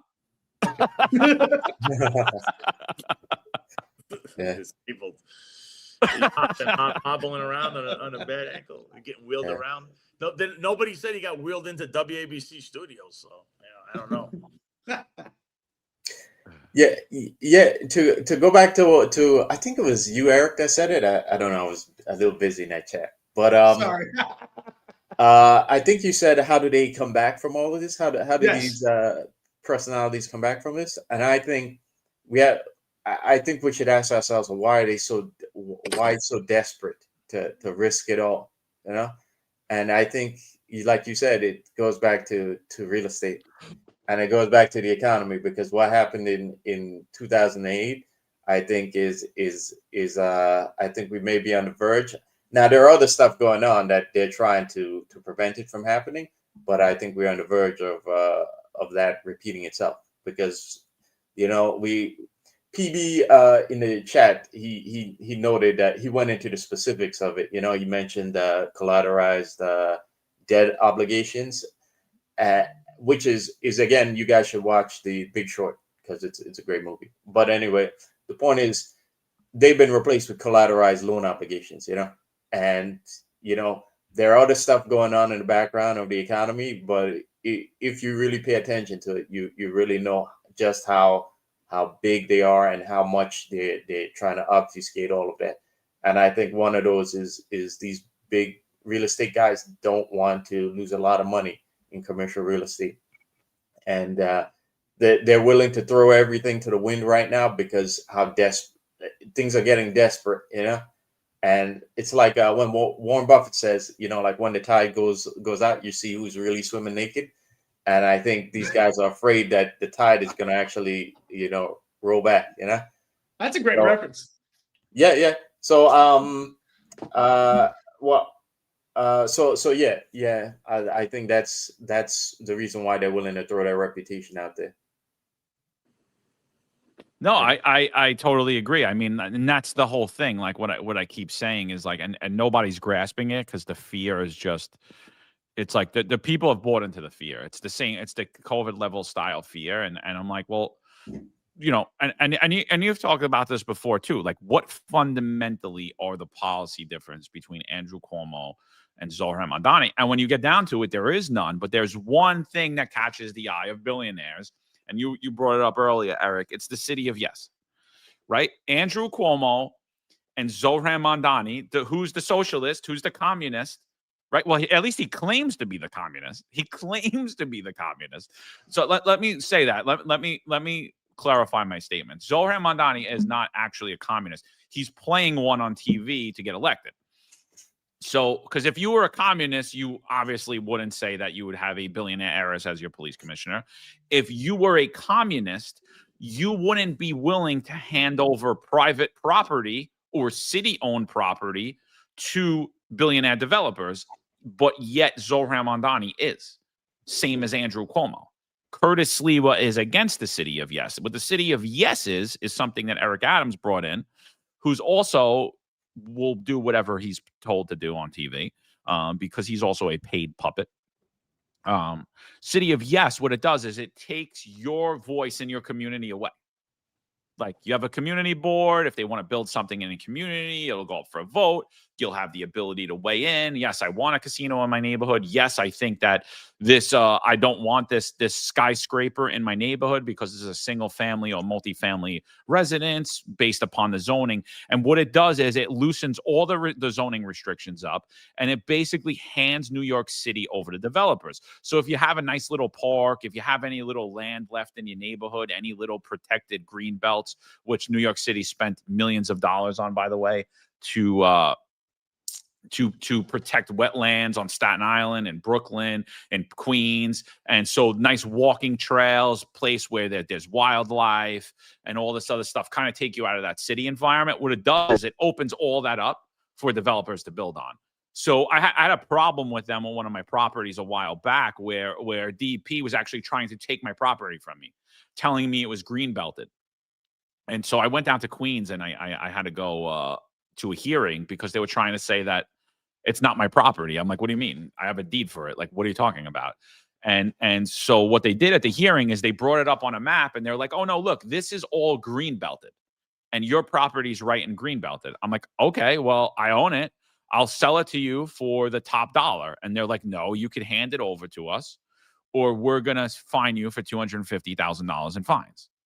And so in the map that they brought up when they showed the line, there were houses built in line with the property I own. And so I'm like, how are these houses in the Greenbelt? How are they built in the Greenbelt then? Like, I don't understand what you're saying here. And in the hearing, the idiots from the board say to me, oh, well, those are Guy Molinaro's kids' houses. I'm like, oh, so the Staten Island Borough president's kids could build a house on this property. I've been paying taxes on this property. I bought this property, and now you're trying to steal it from me. And I said, and you know why I'm willing to fight you tooth and nail, even though I don't care. I played like I had a lot more money than I did. I said, but you know why I'm willing to fight you on this? I said, because ultimately I'm just going to go to the papers and tell them that you're trying to steal my property. And at some point down the road, you're going to sell my property over to developers. And here we are down the road because that's exactly what they're looking to do now. If I would have handed that property over, there'd be a skyscraper on the property that I owned, you know? And so like, that's exactly what they're trying to do is hand New York City over. It's basically like they want to do what, like they want New York City land and parkland to be like an NYPD chief, like for billionaires. Like the billionaire says he points, and the chief pulls his pants down, bends over, sticks the bull gag in his mouth. That's what they want for the New York City land. And Andrew Cuomo, Zohran Mamdani, one and the same. That's why billionaires love him. And that's why they're spending millions and millions of dollars every day. And what is it? Is it giving you any policy of Andrew Cuomo? No. What are all the ads telling you right now? Don't vote Curtis Sliwa. You have to think why. Because he's winning, you morons. Yeah, if I could make one correction, John, it's socialism and communism. Well, socialism is not for you, the peasants. It's for the billionaire class, okay? Because they want the bailouts for them, not for you, okay? And something for you guys to all pay attention to is like the SNAP benefits are, I think it's in a week they're gonna be gone because the government shutdown. And now I don't agree with a lot of the benefits that go out to people who are able-bodied and should be working, right, and contributing to the economy. But I stopped arguing this. If a leftist came up to me and you started arguing with me about that, I'm not gonna take that fight. You know why?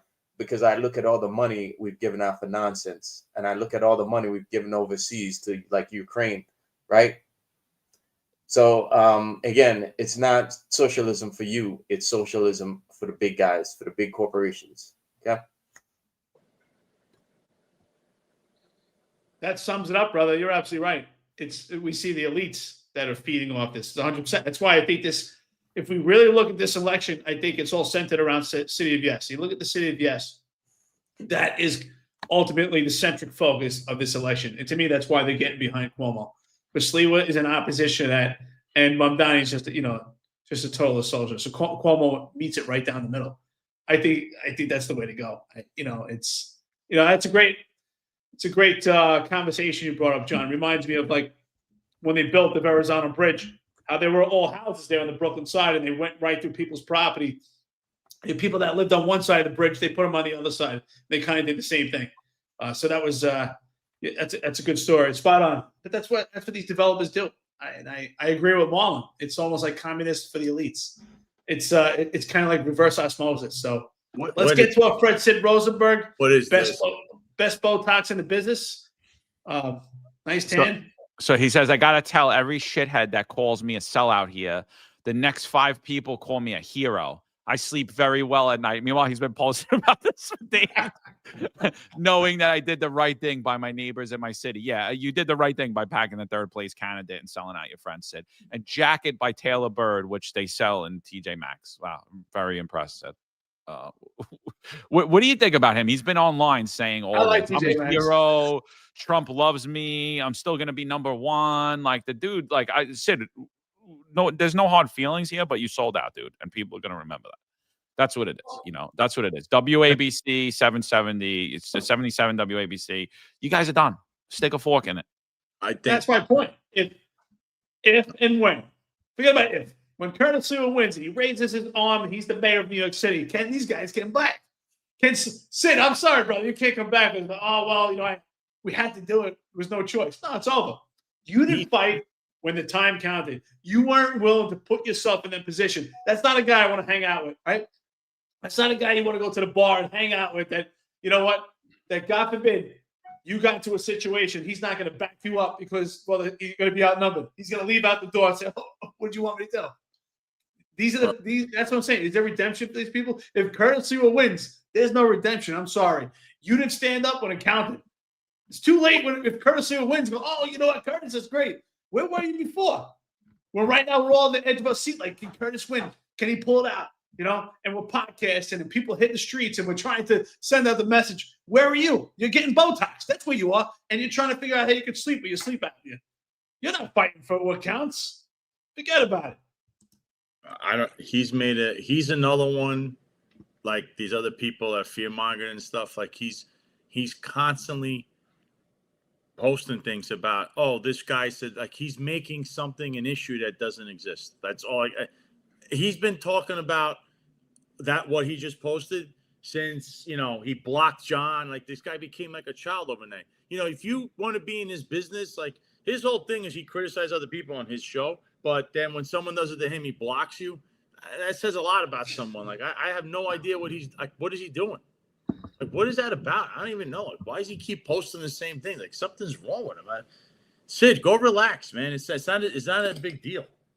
You everybody knows what kind of human being you are. They want to listen, they listen. They don't. But this is like child's play stuff. He won't stop. And he blocked John. For no reason either, dude. I didn't even say anything. He didn't do anything to the guy. He's fighting for his job, Sal. I don't think so, dude. I think he's right now he's fighting himself internally. He's like a tormented chief that just retired, and he's like tormented. He just sits here and listens to this all day, what a bad ankle. And wants to be relevant. So he tries to like mirror like the things that we talk about on social media. Like he's tormented, dude. That's what it is, And Hunter's like he's making a cool $1 million a year. If he's making $1 million a year and he's dressing with like that, I don't know. I don't think he's making $1 million a year. But even if he is, like that's why, the Bible's a great book. The New Testament's a great book because it's what shall it profit a man to gain the whole world yet lose his own soul? you can't enjoy it. So sorry, Marlon, but what were we saying? No, I was just gonna say, I still think he's fighting for his job, and I'll tell you why. Because if he doesn't do the things that Katsamatidis tells him to right now, True. they need Cuomo in there. Because if Katsamatidis himself loses a lot of money in commercial real estate, then he can no longer subsidize WABC, because nobody who doesn't collect Social Security is actually listening to that station. Okay. True. Let's hear what Greg Kelly had to say. Let's hear. Yeah, that's really important. Let's hear what sellout Greg had to say. Let's hear. Curtis has not run, as far as I can tell, and you know politics, but to me, it looks like it's an old-fashioned, rather plodding campaign, right? I mean, this has not been a modern campaign, and you gave him the chance, and the results have been blah. You know what it is? I'm going to explain to you what it is, the way I looked at it. Curtis is good. He's smart. Any other city, Curtis would win. Any other city, but it's got to be more of a red neighborhood. But New York City is 70% Democratic. I tell all my Democratic friends, the real Democrat is Andrew Cuomo. Maldami, he's a socialist. He's a confirmed socialist. So we're at war? Yes. Drugs, borders, creating socialism in our cities, destroying Chicago. Why? Why are we allowing this? They're destroying the United States from within. Yeah, and they're called the Democratic Party, John, that you fund. You know, like that's the sick thing here. Like listen to them try to paint this narrative that somehow the Democratic nominee is not a Democrat. Hold on. He's the Democrat Party. Who is he calling? He's a socialist. He won that primary. He crushed his guy, crushed him, obliterated him, in fact. Okay, he won. He is the Democrat nominee. Your guy is the spoiler, John. And you know what? You've done this your whole life. By the way, how were you when you were running for mayor? What happened then? Because then you turn around and you started doubling down your bets on who? Bill de Blasio. I thought you were a Republican. He's a communist, and you had him on your. He's at your WABC gala every year. You love that guy, Bill de Blasio. So this guy is the biggest problem in the Republican Party in New York City is John Katsamatidis. So I recommend you boycott his place. I mean, if you do walk into Gristedes, you might need to take a shower afterwards. So you can start with not going to Gristedes, and then don't listen to this guy. He has done nothing for this city. All the stuff, he donates money, those old tax write-offs. None of this stuff is sincere from this guy. This guy has funded the destruction of the city by the morons he keeps backing. And then he has them over, and he's getting his little tax breaks and stuff too. But hearing him, what he's talking about here, like I've just had enough of him. This is just misinformation. All he does all day, he's rallying against communism and socialism, and he's best friends with these people. He literally has dinner with them. Okay, so don't be fooled by John Katsamatidis, who's holding all his radio hosts hostage. You better, you gotta toe the company line, and maybe you get a little bonus at the end of the year. So that's ridiculous what he just said. You know what's funny? Hassan's been saying that I'm falling asleep here. I closed my eyes for a second. I thought he was talking about Eric Adams. He talked about failures with immigrants and all the failures in the city. And you close your eyes, like, damn, is he talking about Eric Adams? I mean, we've told you, Eric Adams, Zohran Mamdani, Andrew Cuomo is the same thing. Everything he just said about all these failures that are going to happen, they're already here.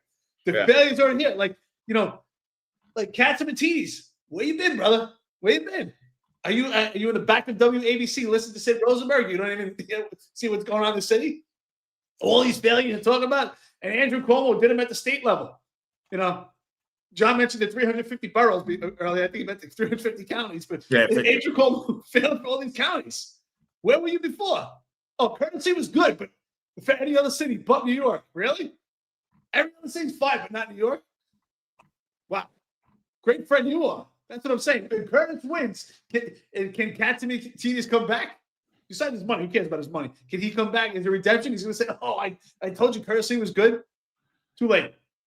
No, yeah. Somebody was just telling me the other day, they're like, oh, you should run in Florida. Like, you're really good. You should run. We'll get you elected, all this stuff. And my wife was like, absolutely not. And I was like, why? And she's like, The problem in this country is that people don't run from where they are. She's like, that's the problem with New York City. New York City's ran by people that aren't from New York City. She's like, if you're ever going to run for office, you got to run where you're from. And it completely contradicts what Katzimatidis is saying. He's like, oh, anywhere else, any other city, Curtis Lee was not getting elected. The city that he's getting elected in is New York City because Curtis Lee is New York City. When he walks around the streets in New York City, the guy's like Elvis Presley. That's why it doesn't matter that he's in a Democratic city because he's from there. He speaks the language. They know him. He's not a panderer. I got to give a big shout out. And I haven't listened to this yet, but if you guys don't follow Cozy Wellness on social media, love Cozy. He's hysterical. He makes a lot of funny stuff. Freedom fighter, medical freedom fighter. He's out there. He does a lot of on the ground work for candidates. But he just dropped this track. It's called A Bunch of Cuomo-sexuals. So I haven't heard it yet. I don't think anybody's heard it yet. So let's give it a little play and let's get your thoughts on what you think about A Bunch of Cuomo-sexuals. And if you see it's Sid Rosenberg, Greg Kelly. I don't know who the other dude is. Looks like Bill de Blasio. Oh, is it de Blasio? Here we go. Here we go.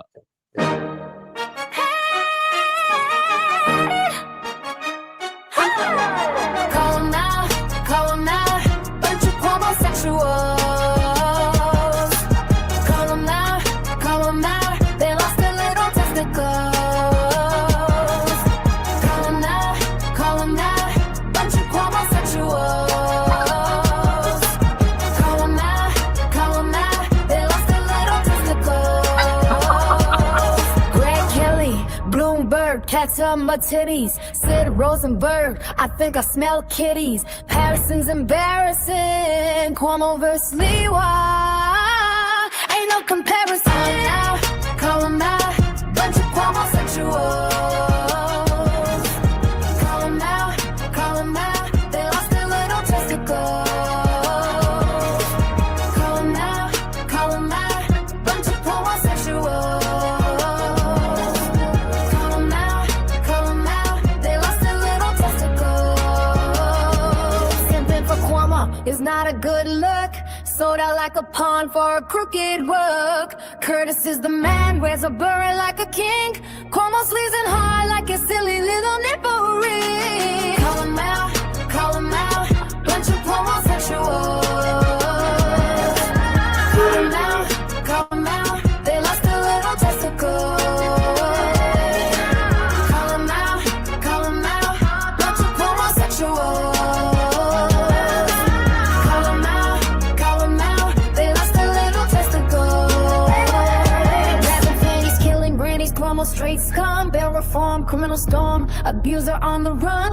Fake ass Republicans, simping like some chums. Pathetic beta males bowing down like punks. Call 'em out, bunch of homosexuals. Call 'em out, they lost their little testicles. Call 'em out, bunch of homosexuals. Call 'em out, they lost their little testicles. That was so good, dude. That was awesome, bro. I'm Shout out hooked. to That's Cozy it. Wellness. Check him out on X. Check him out on Instagram. That was he did another one recently too, but that one I think was awesome, dude. That was a good That's catchy. come out party.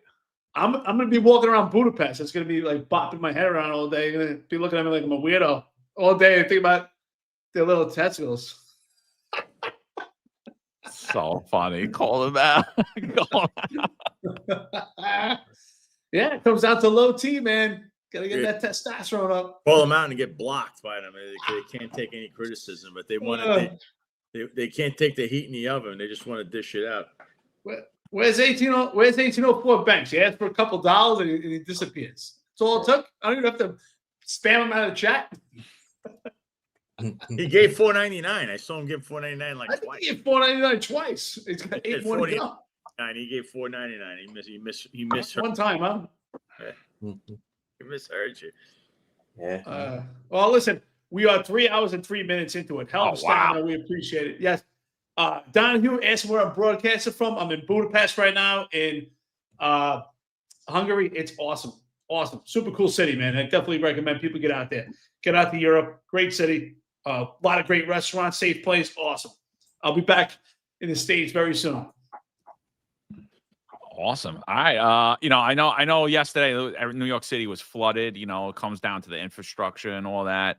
Crazy. A lot of stuff that happened in the trains, a lot of knife attacks, a lot of craziness happening. But I think, we're going to, obviously the election's almost coming to an end. I don't know if we're going to be live Monday. I'm going to be up in New York City. I know Eric's busy. It's Veterans Day. But we'll see. Maybe we'll be on. Maybe we won't. John, Joel Ramirez just covered 1804 Banks is $49.99. Just Yeah, Joel, thanks, brother. There's Cozy. There's Cozy himself right now too. Yo, thanks, Joel. Joel, thank you, brother. Yo, Cozy, that was outstanding, man. We're gonna end out the show with that too. Again, that needs to we're just ending off with that. That's gonna be you know what's great? End it out. We just slide right into Kaz. Yeah. Little testicles right into Kaz. Speaking of homosexuals, I end my show with him. I got him when he says, I get things done, and then I go into Eric Adams' crazy rant that everyone's you're a dark, sick person. Yeah. Listen, someone just mentioned here. So we'll be back, of course, next week. But coming Friday the 7th, I won't be here for that roundtable. I'm reunion with a bunch of veterans. The 10th, Monday, November 10th, that's the Marine Corps birthday, and then the 11th is Veterans Day. Those are big days. So everyone, pay homage and say thank you to your veterans. And if you actually see a Marine, November 10th is the Marine Corps birthday. If you see a happy birthday to a Marine, they'll be impressed. So. With that being said, we'll be back, of course, Monday. I think this is a great roundtable, a lot of good stuff. I think we're having fun over here. Cozy, you're the man. This is great stuff. I appreciate it. Awesome chat, awesome engagement. This chat's on fire today. 1804, we appreciate you too. I mean, you found that $4.99. I hope it didn't take away from your thirst at Salty Dog, but we appreciate it. I'm a week ahead again. I can't believe it. I thought you said I couldn't be on Monday. That's why. No, I said Friday the 7th. I'm not going to be it before Veterans Day. Veterans Day is the 11th, John. Yeah, John's having that mushroom coffee again, Tom. John's got a week off, man. He forgot about Election Day. It keeps me happy. It keeps me happy. Yeah. All right. Anything you guys want to talk about before we get on here? I didn't even realize it was 3 hours. That's a long one. Yeah. I see that comment from you, Crazy 10. I missed it. It says, I can't see how WABC is making any money. It's got to be a loss leader. That's exactly what it is. And no offense to anyone who collects Social Security and who are watching us. Okay. No offense to you guys. I'm just pointing out that if it was a healthy radio station, it would have a good mix of personalities from different age ranges. And you know who has a good mix of personalities from different age ranges? A bunch of guys who have a podcast on YouTube. Yeah, okay, you might know them, right? You might be watching them right now, as a matter of fact, right? Yeah. So, but yeah, you're right, Crazy 10-7. Okay, and something to keep in mind also is that during the scamdemic, Cats got 20 million of paycheck protection money, $20 million. So he has a problem with socialism, but he doesn't have a problem with socialism when it comes to his giving his businesses a helping hand. Meanwhile, Bill Ackman now invested in companies that benefited off government stimulus. So, again, it's not the socialism for you; it's socialism for them. That's the one they care about. Yeah, that's right. Hey, listen. If we could get from the chat, if you could cough up some coffee and donuts, if we could get John a calendar, I'd appreciate it. Because he has no idea about times and dates. The executive perspective, by the way, is Wednesdays at 17:05, if everybody wants to know. Monday, it's our show, John, at 8:05 Live. And, of course, Tuesday is Sal Greco's show. Always be at 13:05. And Tuesday night, 10-4 Tavern. They're off the hook, 19:05. Great guest. A packed week for you, as always. And, listen, couple of days towards the election, let's see Curtis Sliwa raise his hand in the air, throw his red beret in victory, and I think if he wins, we all win. Let's do it. Totally. Totally. So yeah, great show, fellas. Everybody, thanks for joining us. It is what it is. So we'll be back up Monday. So I may or may not be on though. I don't know. I gotta see where I'm at. I gotta see what my connection looks like. I don't have You gonna be at Joyce's Tavern? I'll definitely. That's not a bad idea. You don't have a private jet like That's not a bad idea. You're not flying helicopters with John Katz and Andrew Cuomo? Nah. I'm gonna be getting a lot of dirty looks the next couple of days. So looking forward to it. You know, looking forward. At least to it. go to Phil and Chino and Royal Crown and send them my regards. One of the things I miss most of Staten Island is Phil and Chino and Royal Crown, which if you don't know, they're the same owners, it's just different places. And Frank Morano loves Phil and Chino. But shout out to Frank, by the way, vote for him because he's the sitting councilman in southern Staten Island. So, let's keep that seat at least. But two things I miss is Royal Crown and Phil and Chino. Even though we have some stuff here, Cow Bakery's good and my friend's cafe, but I miss being there. They had the best sandwiches. Phil and Chino's awesome, dude. And I got a throwback for you. 122 wasn't allowed. 122 couldn't go there. Remember? 122 precinct off limits is Royal Crown. What the hell was that about? But the CO would go there every day. Like I'm like, come on, bro. Every 122 cop was there. They're like, no, you guys can't go, but you can go if you're the CO though. It's like. I got a throwback. I don't know if you guys remember, but in Staten Island was the only place you could get in for like 15 or 16, and it had like a weird smell to it. It was a strip club, but it was terrible. It was Midland Beach. The Black Garter. Anybody remember that? Where was that one? Where was the Black Order? The Black Garter was like off of Arthur Hill Road, like deep in the woods and going. Yes, I know it. And then it later became a bar, right? Or something. Yeah, terrible place. Terrible. Yeah. Yeah, I remember that. I remember one time I was like 14.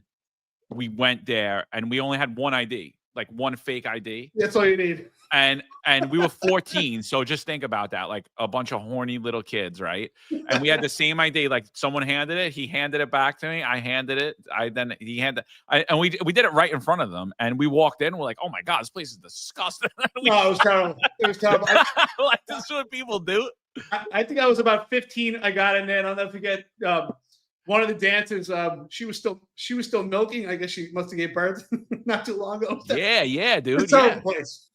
That's what we noticed. One of the dancers was pregnant. We're like, oh my god, this is disgusting. It It felt like demonic, dude. We ran out of there. We were like, I'm getting the hell out of here. We stayed in for like literally 4 minutes. Like, no, I'm not kidding. It had like a weird smell to it. I remember I was actually desperate enough. We actually ordered food there. It was terrible. Roll up right now. Disgusting. What a terrible place. If I think it became a good restaurant. Johnny, I send them my regards. Also, my friend Joe, Expo Salon on New Dorp, who's next door to a great restaurant next door as well. That's another place. I missed I'd go from Royal Crown to Expo. Either you get your hair cut, your beard, whatever, and then I'd have an espresso there, and then go to Phil and Chino and have the final one just to go see everybody over there. I just missed that little turn. One of a few things that I highlight in Staten Island and you could do. And, I just hope that it's not the same Staten Island I remember. That's only 3+ years ago now. But, John, you'll be there and you get the pulse. You see how they're doing there. And hopefully, Staten Island can still be salvaged out of this mess of an election that we're having. No, Royal Crown's still a great spot. I usually go there for breakfast. Phil and Chino is like, there's a bunch of different ones. There's one on Forest Avenue. There's one out. There's one in Great Kills, I think. There's one all the way out in Tonneville. But they got like other stuff. They got like burgers and stuff on top of the bakery. So, but I love that for like lunch. I'll even have like a dinner there or whatever. But like my favorite bakery remains 18th Avenue, 72nd Street, Villa Dot, Yes. Alba Bakery. I still say that's the best bakery in the country. Like it's I've never been to a better bakery than that. And that was my bakery when I was a kid that I always used to go to. And it just became world renowned. And it really is a great spot. And what's it in Bay Ridge too? What's Royal Crown in Bay Ridge? Why am I losing? I'm drawing. Monte Antico. Yeah, Panatico. Yeah. So, and that's a good spot too. Like Bay Ridge is still cool. Like I'll still hang out there too. So You like anytime I'm in New Justin York, Brennan? I'm hitting up a Filancino and Villabot. Like Yeah, I but- do that religiously. Go to I love Raw Pontiac. Crown too, but I'm sorry. The best bakery in Staten Island was Alfonso's. That bakery was Great bakery. phenomenal. Oh, Close. I think he changed locations or something. He Speaking was of Class he was A the through 11? original rainbow donut guy. Did you ever have the Yes. rainbow cookie donut? yeah. That's a Class guy. A 311 coffee and donuts, $9.99. It says coffee and donuts for 2 lieutenants, a detective, a police officer assigned to a van. Who's assigned to drive? If not enough, hit Duncan 233 in White Plains. It's on the arm. Yeah, I know that spot too. Great spot, 233 in White Plains. Up in the Bronx, No. baby. Listen, those were like the best times in the job. Even we would just hang out at one of these places, say hello to the owner, make sure everything's okay, and go back and on patrol and stuff. Like these are the things you miss. There's a lot of bad things, bad mismanagement in the police department and all that. But these were like we're talking about these places, and I didn't get to go to Staten Island as a cop. That was the one borough I never worked as a cop. I did one paid detail or two. But the other boroughs, like, so if you are there, John, you go to Little Italy, hit up the Cannoli King, go see Baby John, which, by Yep. the way, the police department said that I couldn't step foot in, but every other single human being that works in your city police department could have. That came from Mr. Orenstein, who's still in internal affairs, by the way, unbelievably so. But Baby John has the best cannolis, all in Manhattan. I'd put it up with anyone else, but Villabati is they're on a pedestal because they're like a real Sicilian bakery that came right out of Sicily. So, but Baby John's got the best cannolis, and that is the hangout on Little Italy there and Cafe Napoli. So these are all these places. If you go there, John, they're gonna love you. Everybody watches and listens. So this is like the best part of New York. There's some place on Arthur Avenue too. That's another good. All those Yep. guys on Arthur Avenue love us. So those guys are great up there. So these are the things. When you talk about New York, when we're in Florida, all these people are talking. All these people love us, and this is what we miss. This is what I miss, is that camaraderie between the businesses, the people, the customers. We would just talk like, forget about politics, just everything in general, because we're neighborhood guys. That's what Curtis Lewa is. Andrew Cuomo wouldn't know what I'm even talking about. And Mamdani, he's flying around the world. Tell him what a street name.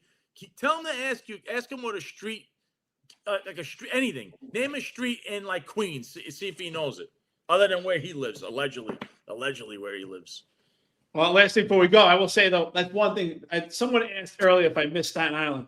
The one thing I miss about New York, besides pizza, is diners. Like I don't see too many diners. Like LA, I saw some diners.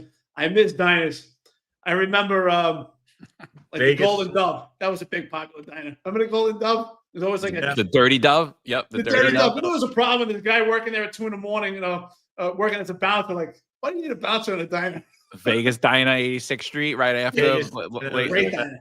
But the thing with diners in New York, though, and I guess it was when you're a kid, right? Like I wouldn't go to a diner at 3:00 in the morning drunk now, but like it was always a problem, dude. I was Always. like, I used to be like, I'm not going because I don't want to get arrested and I don't want to get into a fight. Like I'm good. Like I don't even want to eat. I'm just gonna go home drunk. I'll eat off in the morning, like because it was always a problem, dude. It was like so.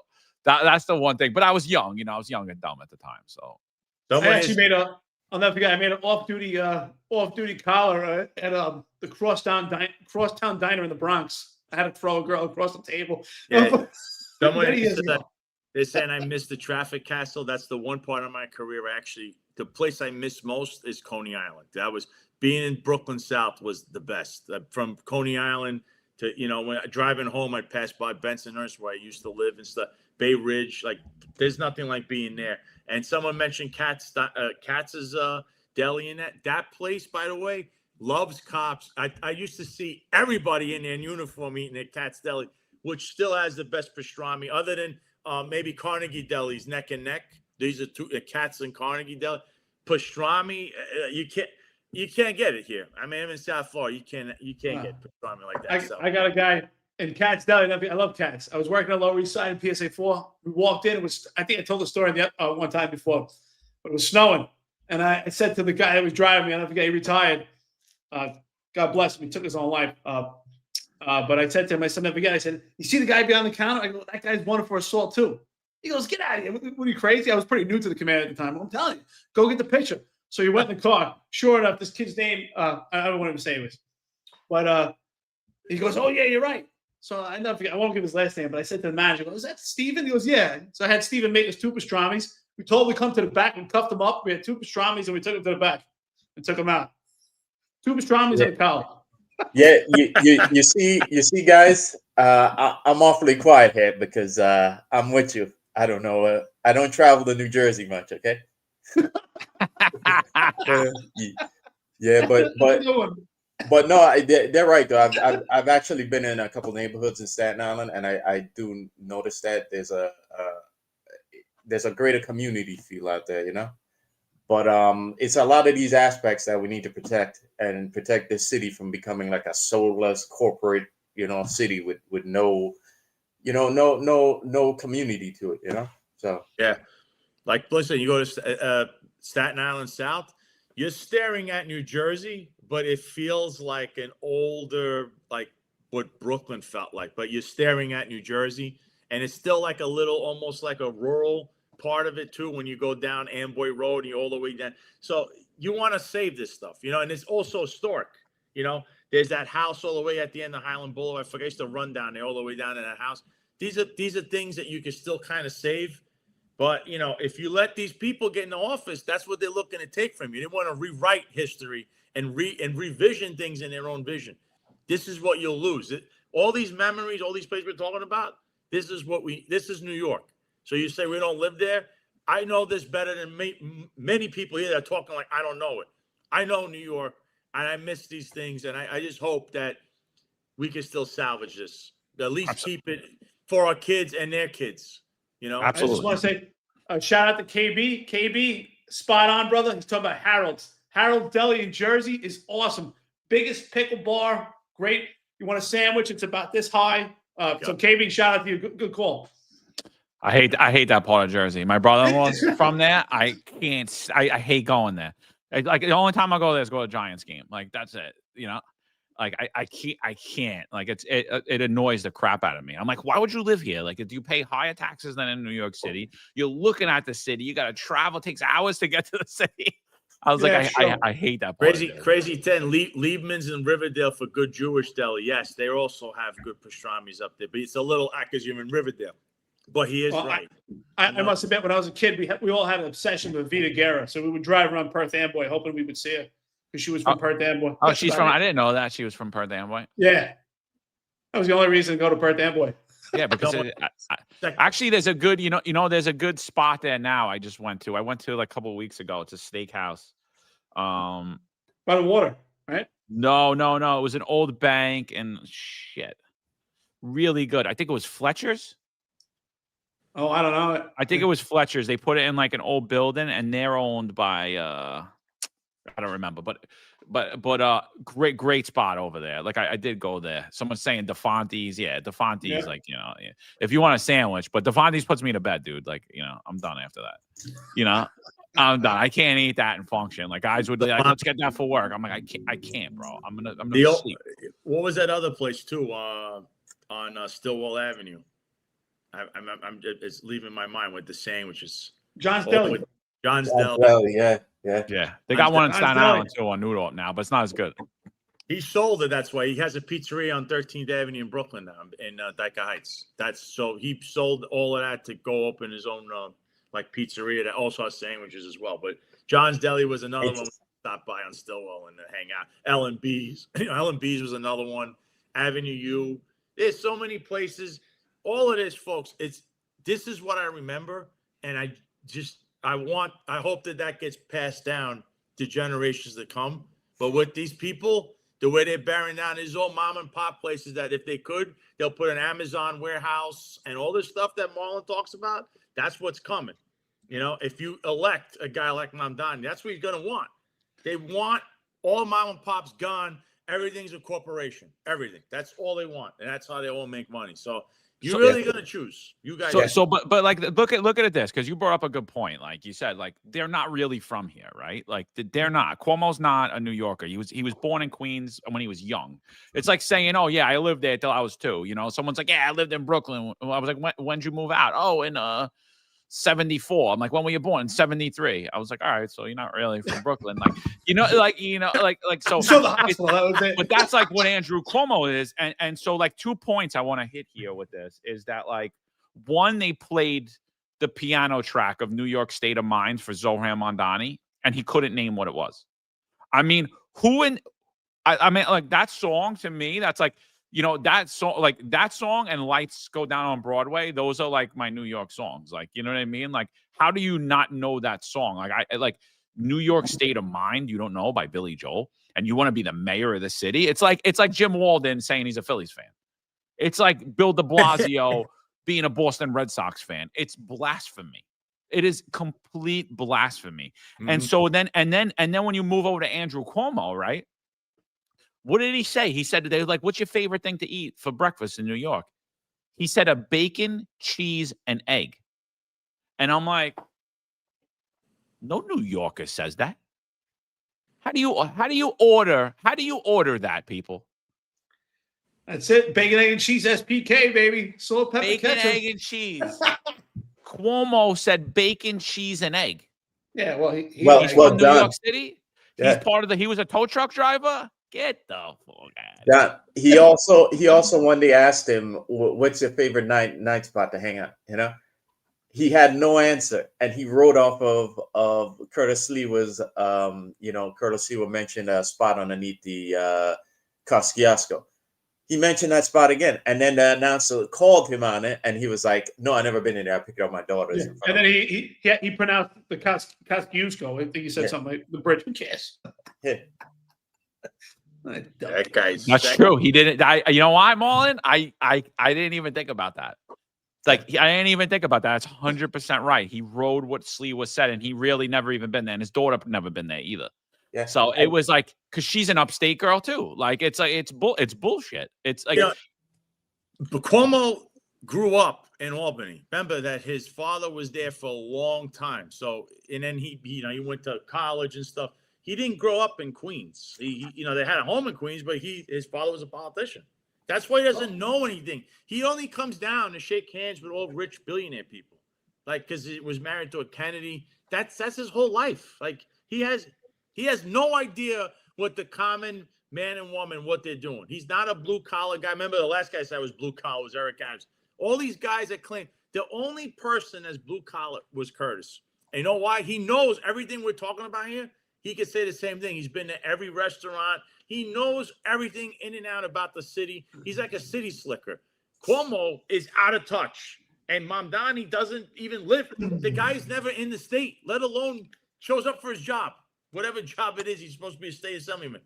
That's your answer. It's right in front of your face. It really is. Yeah.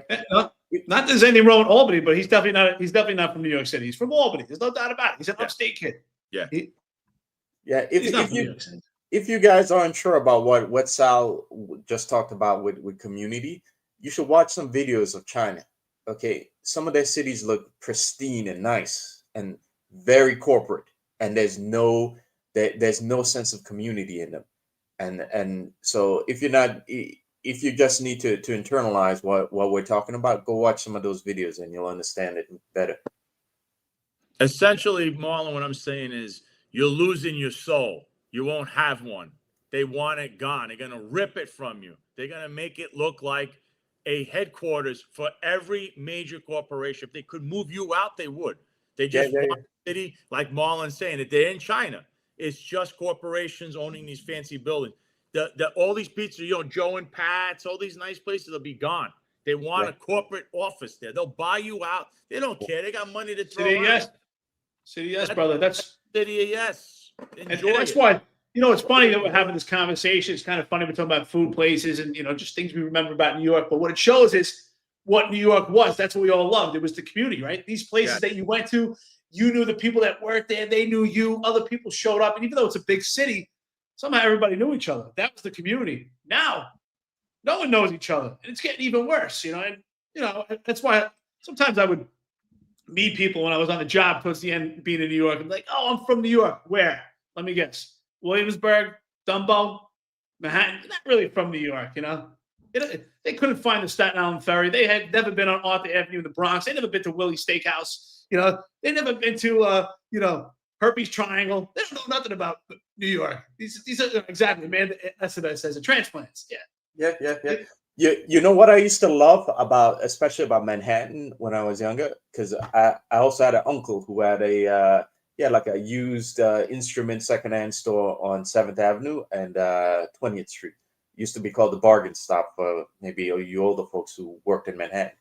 But I used to love Manhattan because you could walk around and you'd find like a hole in the wall spot, mom and pop spot for anything you want, like food, you name it. And it was like around every corner, you know? And I used to love walking around and discovering these little places. And now you go and try and find those places and none of them exist. You know, it's some corporate building. It's some corporate franchise. It's no longer like that, a little hole in the wall where you could get some nice espresso, you know? Yeah, it's an overpriced coffee shop that not even good. How Like about this chain. one? This was even better for all of us. We were on the job. Remember doing that CRV detail? Used to go to Manhattan and do the whole like the counterterrorism thing overtime. We running around with lights, which I don't know what that really solved. Ask Ray Kelly. Show of force, baby. Show of force. Show of force. Go guard the bull. Remember the bull needed all these cops there. That statue. So remember what we used to do, and everybody did this there. I always had my uniform was pressed and stuff. We'd go to that little store that had the shoe shine guy. Remember that? The shoe shine guys were around. And they were also in the subways. You go to, in transit, you'd have the little guy. It's a little chair you would see. I don't even know if are they still around? Because I remember the shoe shine thing was big. We would go there and then, go to post. I'd stop at the shoe shine place and he'd shine your shoes. And I give the guy a nice tip too. I think that this is the soul. This is the heart of New York City. These guys were hustlers trying to make some money. I think this is like it's all vanished. It's all they want corporations. And if they don't, they bring the guys with the needles in their arms. They're trying to remember that the drug station. That was actually a question at the Mayoral debate about having the stations where they're hanging out, having drugs and needles and stuff. That wouldn't even have been an idea decades ago. All of a sudden, now we're going to have that. Oh, by the way, we want mom and pop gongos. We're going to put Amazon there. Like that's what they want. And I'm saying we live in, we believe in the soul of a community because that's the soul of a city. And that's what's being ripped away. And do you want it ripped away forever? Because the more you elect Eric Adams and de Blasio, and now you want to elect Mamdani, that's the road you're heading. Crispy Pizza may be no more under a guy who wants corporatism. He's going to bring that corporate thing all over the place. They're coming. They want to buy you out. They'll give you whatever you want, and then you'll end up living in Florida and saying, "Oh, you don't even live here." That'll be you when they buy you out. That's what's going to happen. Yeah. All right, people. Look, we're about to hit 4 hours. They're going to start kicking us off some channels. We're going too long. But yeah, no, listen, I love New York. It is what it is. Sullivan Street, too, best coffee shop in the city. Puerto Rico, you walk in there. It's not Puerto Rico, it's Puerto Rico. You walk in there, the coffee beans are there. You smell all the different coffees. You could grind whatever you want. They'll make it for you right there. It has the best iced coffee in the city. Don't even put ice in it. It's like silk, but it really is. The coffee's unbelievable there. And that's what you're saying. We're going to miss all these mom and pop shops because that's what they want, dude. That's the city of yes. That's what it is. Sell out. I think Crazy 10-7 put it on here.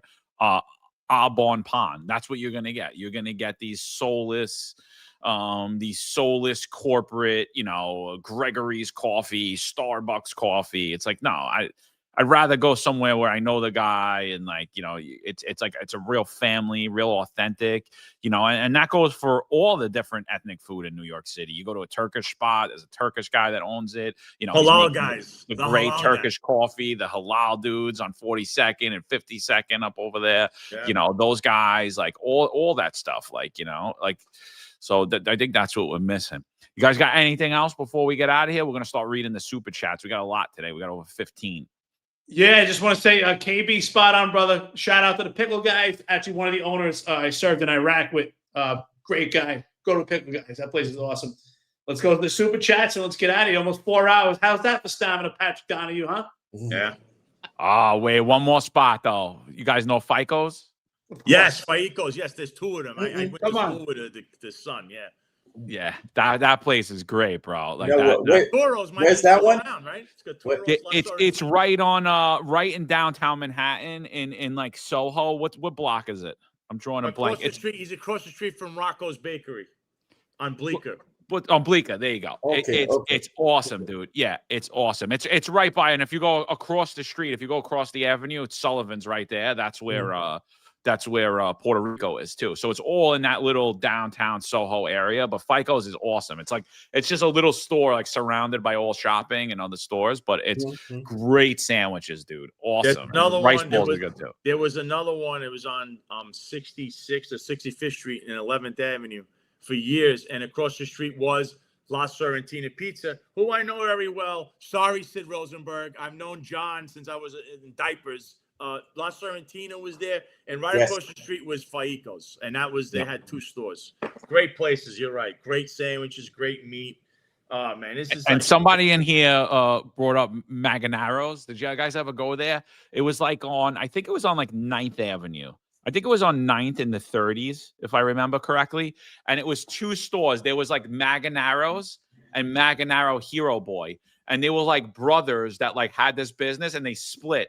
But they basically served the same food, and it was two different stores. And like, so one day I would go there, then like a week later I'd go to the next one. So like I would try to patronize both of them, but they had great food there too. Like that was a good spot too. Yeah, Hero Boy chicken wings. Hero Boy, yep. Yeah, Hero Boy restaurant. It was called the heart and soul of New York City and our childhood and everything growing up. And they closed right after COVID. They want to rip this away. You said Ron Layson mentioning Corona. By the way, Queens has some of the best pizza all the way around, and these neighborhoods are they're very much still mom and pops. And I'm a Met fan, so I love that area, City Field and Flushing, and and it's all changed a little bit. But again, these are a lot of mom and pop places to eat, and they've been there forever. So if you could patronize those places, because I'm telling you, the rents are ridiculous. If you don't own the building, you're going to be, taken out. You can't pay anymore. And if you own a building, they're going to raise your property taxes because, again, they want to move in Amazon. So not to badmouth Amazon, but like that's kind of the model. They want to use these big corporations to come in and take over the entire city. That's where you're voting for. If you vote for McDonald's. But Sal, how are you selling Bensonhurst out on pizza though? That's true. Da Vinci's and A&S are the best regular pizzas there is. 18th Avenue. Da Vinci's, Benson. What was the sandwich spot in College Point? That was off the hook. Had all like crazy tiny names. Oh yeah. What's his face? Sleewa just went there not too long ago. You're right. That was a good spot. I can't think of the name. I ate that once though. They had like all cool names for each sandwich. Awesome. Yeah. Like this big. I don't know. I'm not really a Queens guy, but when they opened the new academy, I went over there. I used to go to Astoria when I would go out, but I would go to like the bars. I didn't really go there to eat too much, but like. That place was good. That sandwich spot in Queens. I can't think of the name of it, but right down the block from the academy, the new academy they built. I tell you, I don't know if he's still there. There was a place across the street from St. John's University in Queens. It's called Da Quisto. That guy made the best sauce I've ever had, and some of the best espresso I've ever had. It's a little spot on the corner. It was called Da Quisto Restaurant. That was the best sauce. I used to go there, and I would have like 2 plates of chicken parms. I only had one, but it was so good. The sauce. There's one place we didn't mention, by the way. Shout out to City Island, bro. City Island had some good spots, man. City Island had Jimmy Rodriguez. Yeah, well, if you want to get into a good fight, you go to what's that place? You want a mob? You go there. They always throw chairs. Seafood City. Oh, see, I've been disappointed. I've been disappointed over there. Yeah, it's ghetto as hell, but it's a good time. Yeah, some good food there. Bronx has some. You ever went to? There used to be a great Lebanese restaurant around the village, Mustache. Man, never been. How about a grill? Man, if you're talking the about best Lebanese food ever. Down the village, you go to the grill, Jamaican spot. The grill? Yeah, the grill. yeah, a long time ago. I'm not even sure if are they still there? I'm not sure if they're even still there. Long time since I've been there. Yeah. Yeah, City Island. I took a girl on a date there once. That was a nice spot. But I don't remember where the hell we went, but it was a nice spot. But I used to go during the range because I would always choose the Bronx range. I hated the indoor range. I don't want to even breathe the air in there. So I would drive all the way to the Bronx. So then sometimes we'd shoot over to City Island, like on Meal or whatever. Sahara is actually so Sahara in the 6-0. Well 6-1, I think that was. Where was that? 6-1? 6-1. Yeah, so it was like 6-1. Coney That Island. actually closed. 6-1. But that's in my neighborhood in Duncan Hills now. They have it Sahara right on Highland Really? Boulevard. So yeah, Really? it's really good. Oh, Check cool. that out. Like the food's awesome. So Yeah, I it always is. love It is. Sahara. But there's also, if you go a little further down in the 6-1, Tassi Betty, that's a good Turkish spot too. Like that's a real good Turkish spot. Sahara. I That's didn't know Sahara came back up. I thought they just went down. No, they moved to That's Staten Island. They moved to Wow. Staten Island. It's That like was the quite- parking there's horrible though. Like there's no parking. They're in like a terrible spot that they chose, but the food's awesome, dude. It's like, Yeah. you know, Yeah, we used to drive all the way from the 7-7 down to get John's Deli or Sahara. Yeah. yeah. And if anybody, I see people mentioning Jamaican food and stuff in the Bronx. First of all, in Crown Heights, they had the best jerk chicken I've ever had over there. I used to eat it like I would eat and then go out and go lock some guy up around the corner. It was a great place. And in the Bronx, for anyone, I don't know if you ever had any Albanian food. This place called Tony and Tina's had this barek. It's this little thing. Oh my God, that was the Tony and Tina's. The way that place. It also closed like when they ran out of food. That was unbelievable. So I'd have barek, and then I would go hit a pizzeria like a couple blocks down. But this is what I'm saying. These are all mom and pop places. They've been around forever. They want Wohop, baby. Wohop's great. Wohop. Shout out to Chicken Wing, Golden's Deli. Anybody remember that? What a great spot, man.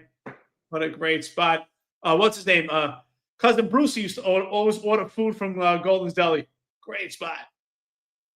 These are the place. I don't want to see. You can this. go on all day here.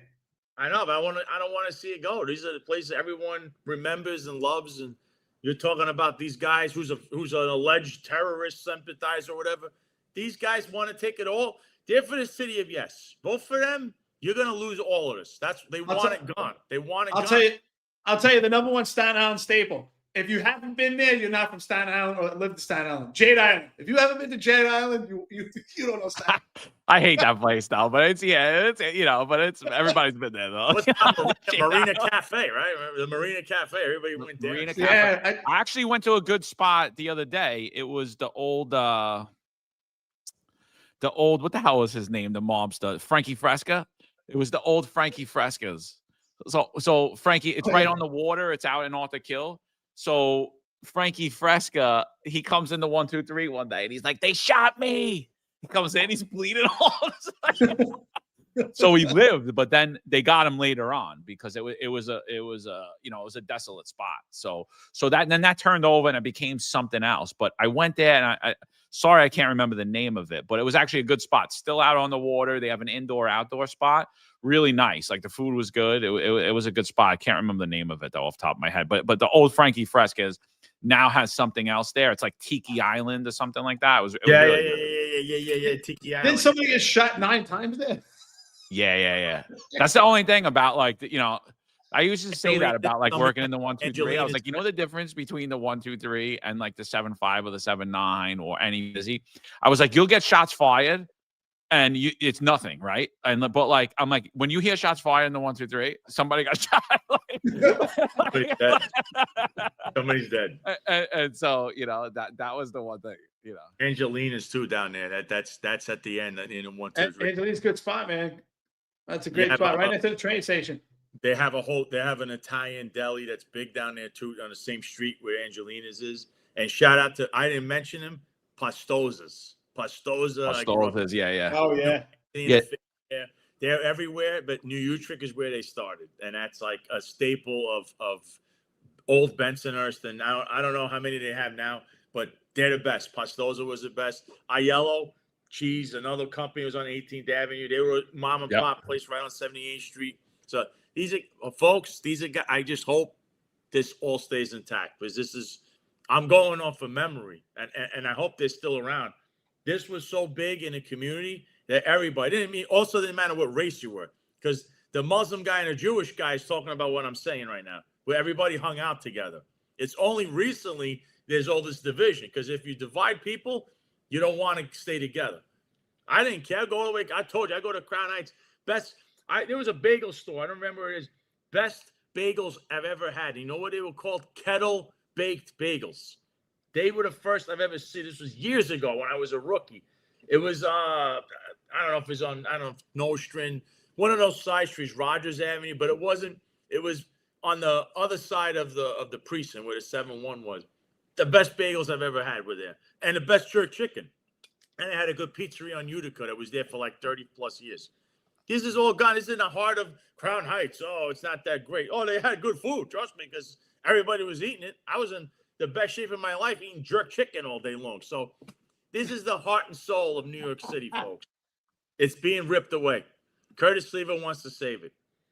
One of my favorite spots, but the music was just too loud. I don't know if you guys ever went to Ricardo's in Harlem. That's a great spot, but man, the music was so loud you couldn't hear anything. It's just like boom, boom, boom. Hey, those cafecitos I learned about started up there in Spanish Harlem and then in Bronx. I found some spots, but the thing was, is it's Cuban. You go in, and I'm talking to these guys. Yeah, the bakery and stuff, and it's like, yeah, I'm really Dominican. So that's one of the things I did. Little scheme they would pull. They say Cuban, Dominican, but don't ask. Don't ask, don't tell. You know. Oh, uh-oh. All right, I'm starving now. Like this is like this conversation. Yeah, me too. I talked enough about food. I don't know what the hell I want now. I don't know if I want pasta. I don't know if I want Turkish food. I don't know if I want a burger, steak, a roast beef sandwich, go to Cuban food. Like I don't know. The real question is, John, can you get it? Yeah. Yeah. Well, I'm flying. I'm flying out tomorrow, so I'll be. Oh, wow. Okay. Right now, I might just hold myself over with some eggs, but like. Special Hagen says Ricardo's is lit. Yeah, Ricardo's was a good spot. I don't know if you guys went there in Harlem, but man, you'd be sitting there eating, and the music was like, it was so loud. Boom! It sounded like you were in a club. Yeah. Good times.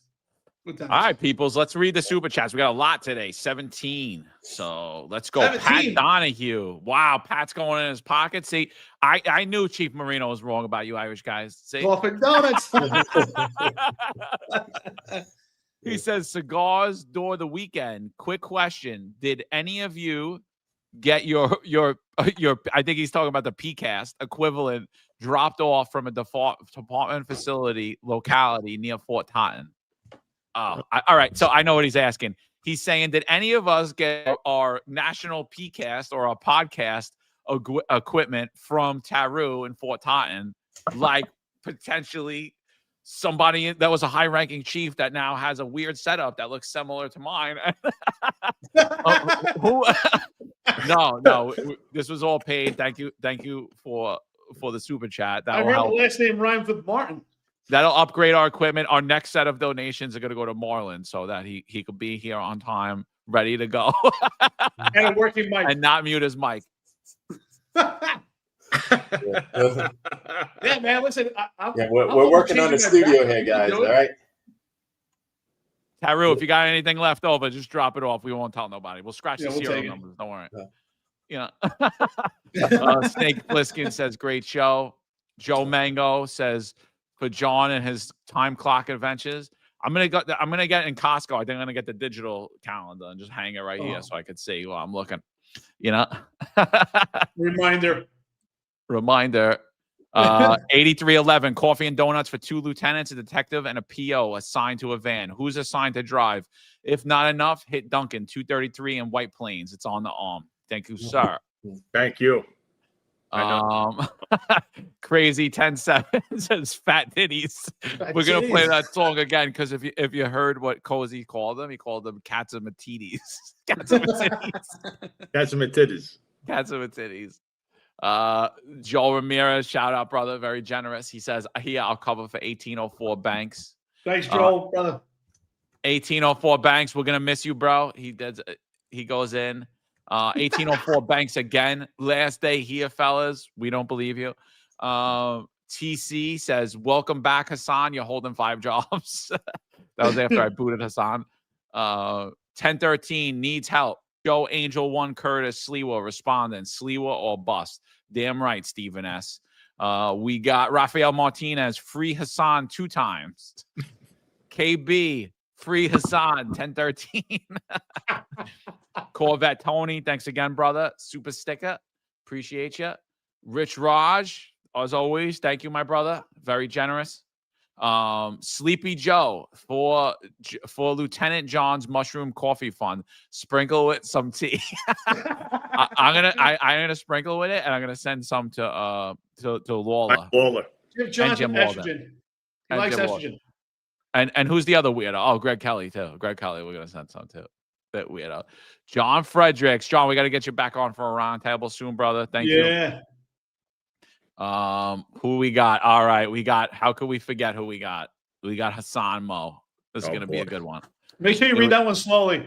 All right. Good morning, Angry Mo. Eric, wake up. Stop falling asleep when Marlon speaks. Sal, take off the $5 Inter Milan jersey off. You're the king of low information. Marlon, where's your elbow mic slip device? I hear ITB Jack muting Marlon in loving memory of Derek. Thank you, brother. Very generous of you guys. What about 1804 Banks? He's got 10 more payments. Well, 9 Yeah, more payments. He cut out. That's it. He cut out. You know? He's done. He hung it up. He thinks it's a firm. He thinks he's going on Shopify. It's one payment. Hey, this jersey, by the way, is like $300. Plus, you got to pay the tax from the tariff because because of Trump's tariffs and what's going on with that. I had to pay extra just for that. That's what made the jersey $300. Just so you know, it's not $5. It's the actual jersey they wear on the field. I'll take two. I'll Inter take two Milan. $5 shirts. I'm good. Listen, all the proceeds today are going to Marlon's microphone and camera. So we appreciate all this. We appreciate all this. All right, guys. Any last words before we close it out? We got to go with our new song, Bunch of Homosexuals. Let's make this number one. Go over to Cozy Wellness Instagram. Go over his X. Make sure you share that out. Let's get this thing viral because everybody needs to hear it. There's a lot more homosexuals. We got to add Mike Lawler on there. We got to add Jim Walden on there. We got to add Fat Joe Borelli on there. We got to put them all on there. Everybody. Ina Vernikoff, Dove Heikind. We're going to get them all on there. Well, before we have a little fun with little testicles, I just want to say God bless and may he rest in peace. Rabbi Dr. Alvin Katz, who gave his life to the NYPD, who had his funeral service today. Oh, look, Chicken Wing just said it. God bless him. What a soul. What a soul. Seriously. What's Good man. terrible sad news. But, remember his life and his legacy, and God bless him. And thank you very much. And to Little Testicles. Yeah. Guys, I'll be, I hope everybody has a good weekend and if you haven't voted, do your research. Don't believe the hype. I'll be back on Tuesday on my show. That's election day, obviously. And we'll see what I can have on, or, what we're talking about, obviously, election. But there'll be someone important coming on in 2 weeks' time. So a lot of the stuff I was talking about yesterday, you're going to see some of that, someone that we were talking about come on in 2 weeks from now. So I really, I hope everyone has a great weekend. I hope, like I said, everybody get out and vote for courtesy if you know what's best for you. And let's save the memory of what I'm saying and the future that could be out of that. Let's save this and start electing the right people in New York City. Because if we didn't care, we wouldn't be going on 50 minutes talking about restaurants, pizzerias, and cafes that we all loved in the neighborhood. Because we're neighborhood guys, just like Curtis Lewa. Yeah, have a great weekend, guys. Thanks for joining us again. We always appreciate it. And if you're on patrol, stay safe and alert. And we'll see you Monday. All right, people. That's it. We'll see you on Monday. Find us Unfiltered. Thank you. We had about 1,400 people with us all morning. Truly appreciate you guys for weighing in. And, let's keep this rocking. Let's end out with Cozy Wellness, his new hit single, Bunch of Homosexuals. Find us Unfiltered. We'll be back at you on Monday. Make sure you go over to www.thefindustunfiltered.com. You could see the QR code up in the left-hand corner covering up Eric. If you scan your phone over that, you'll be able to bring you right to the website. You could read all of our latest articles, anything that's going on. So appreciate you guys. Find us Unfiltered. We'll be back at you.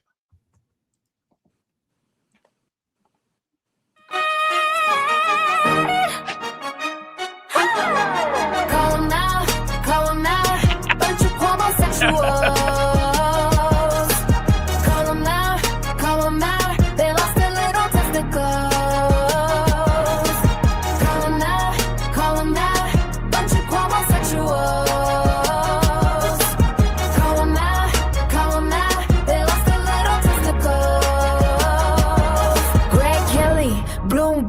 lights up my titties. Sid Rosenberg, I think I smell kitties. Patterson's embarrassing. Cuomo versus Lewa. Ain't no comparison.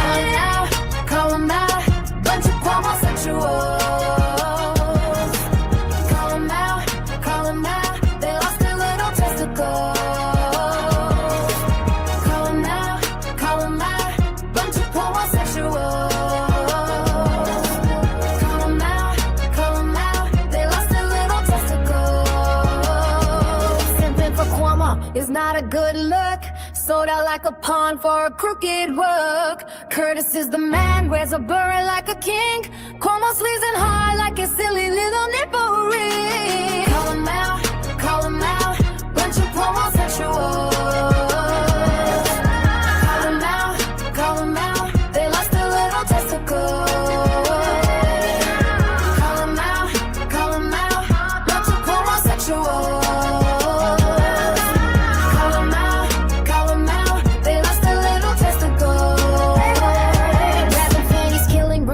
Straight scum, bail reform, criminal storm, abuser on the run.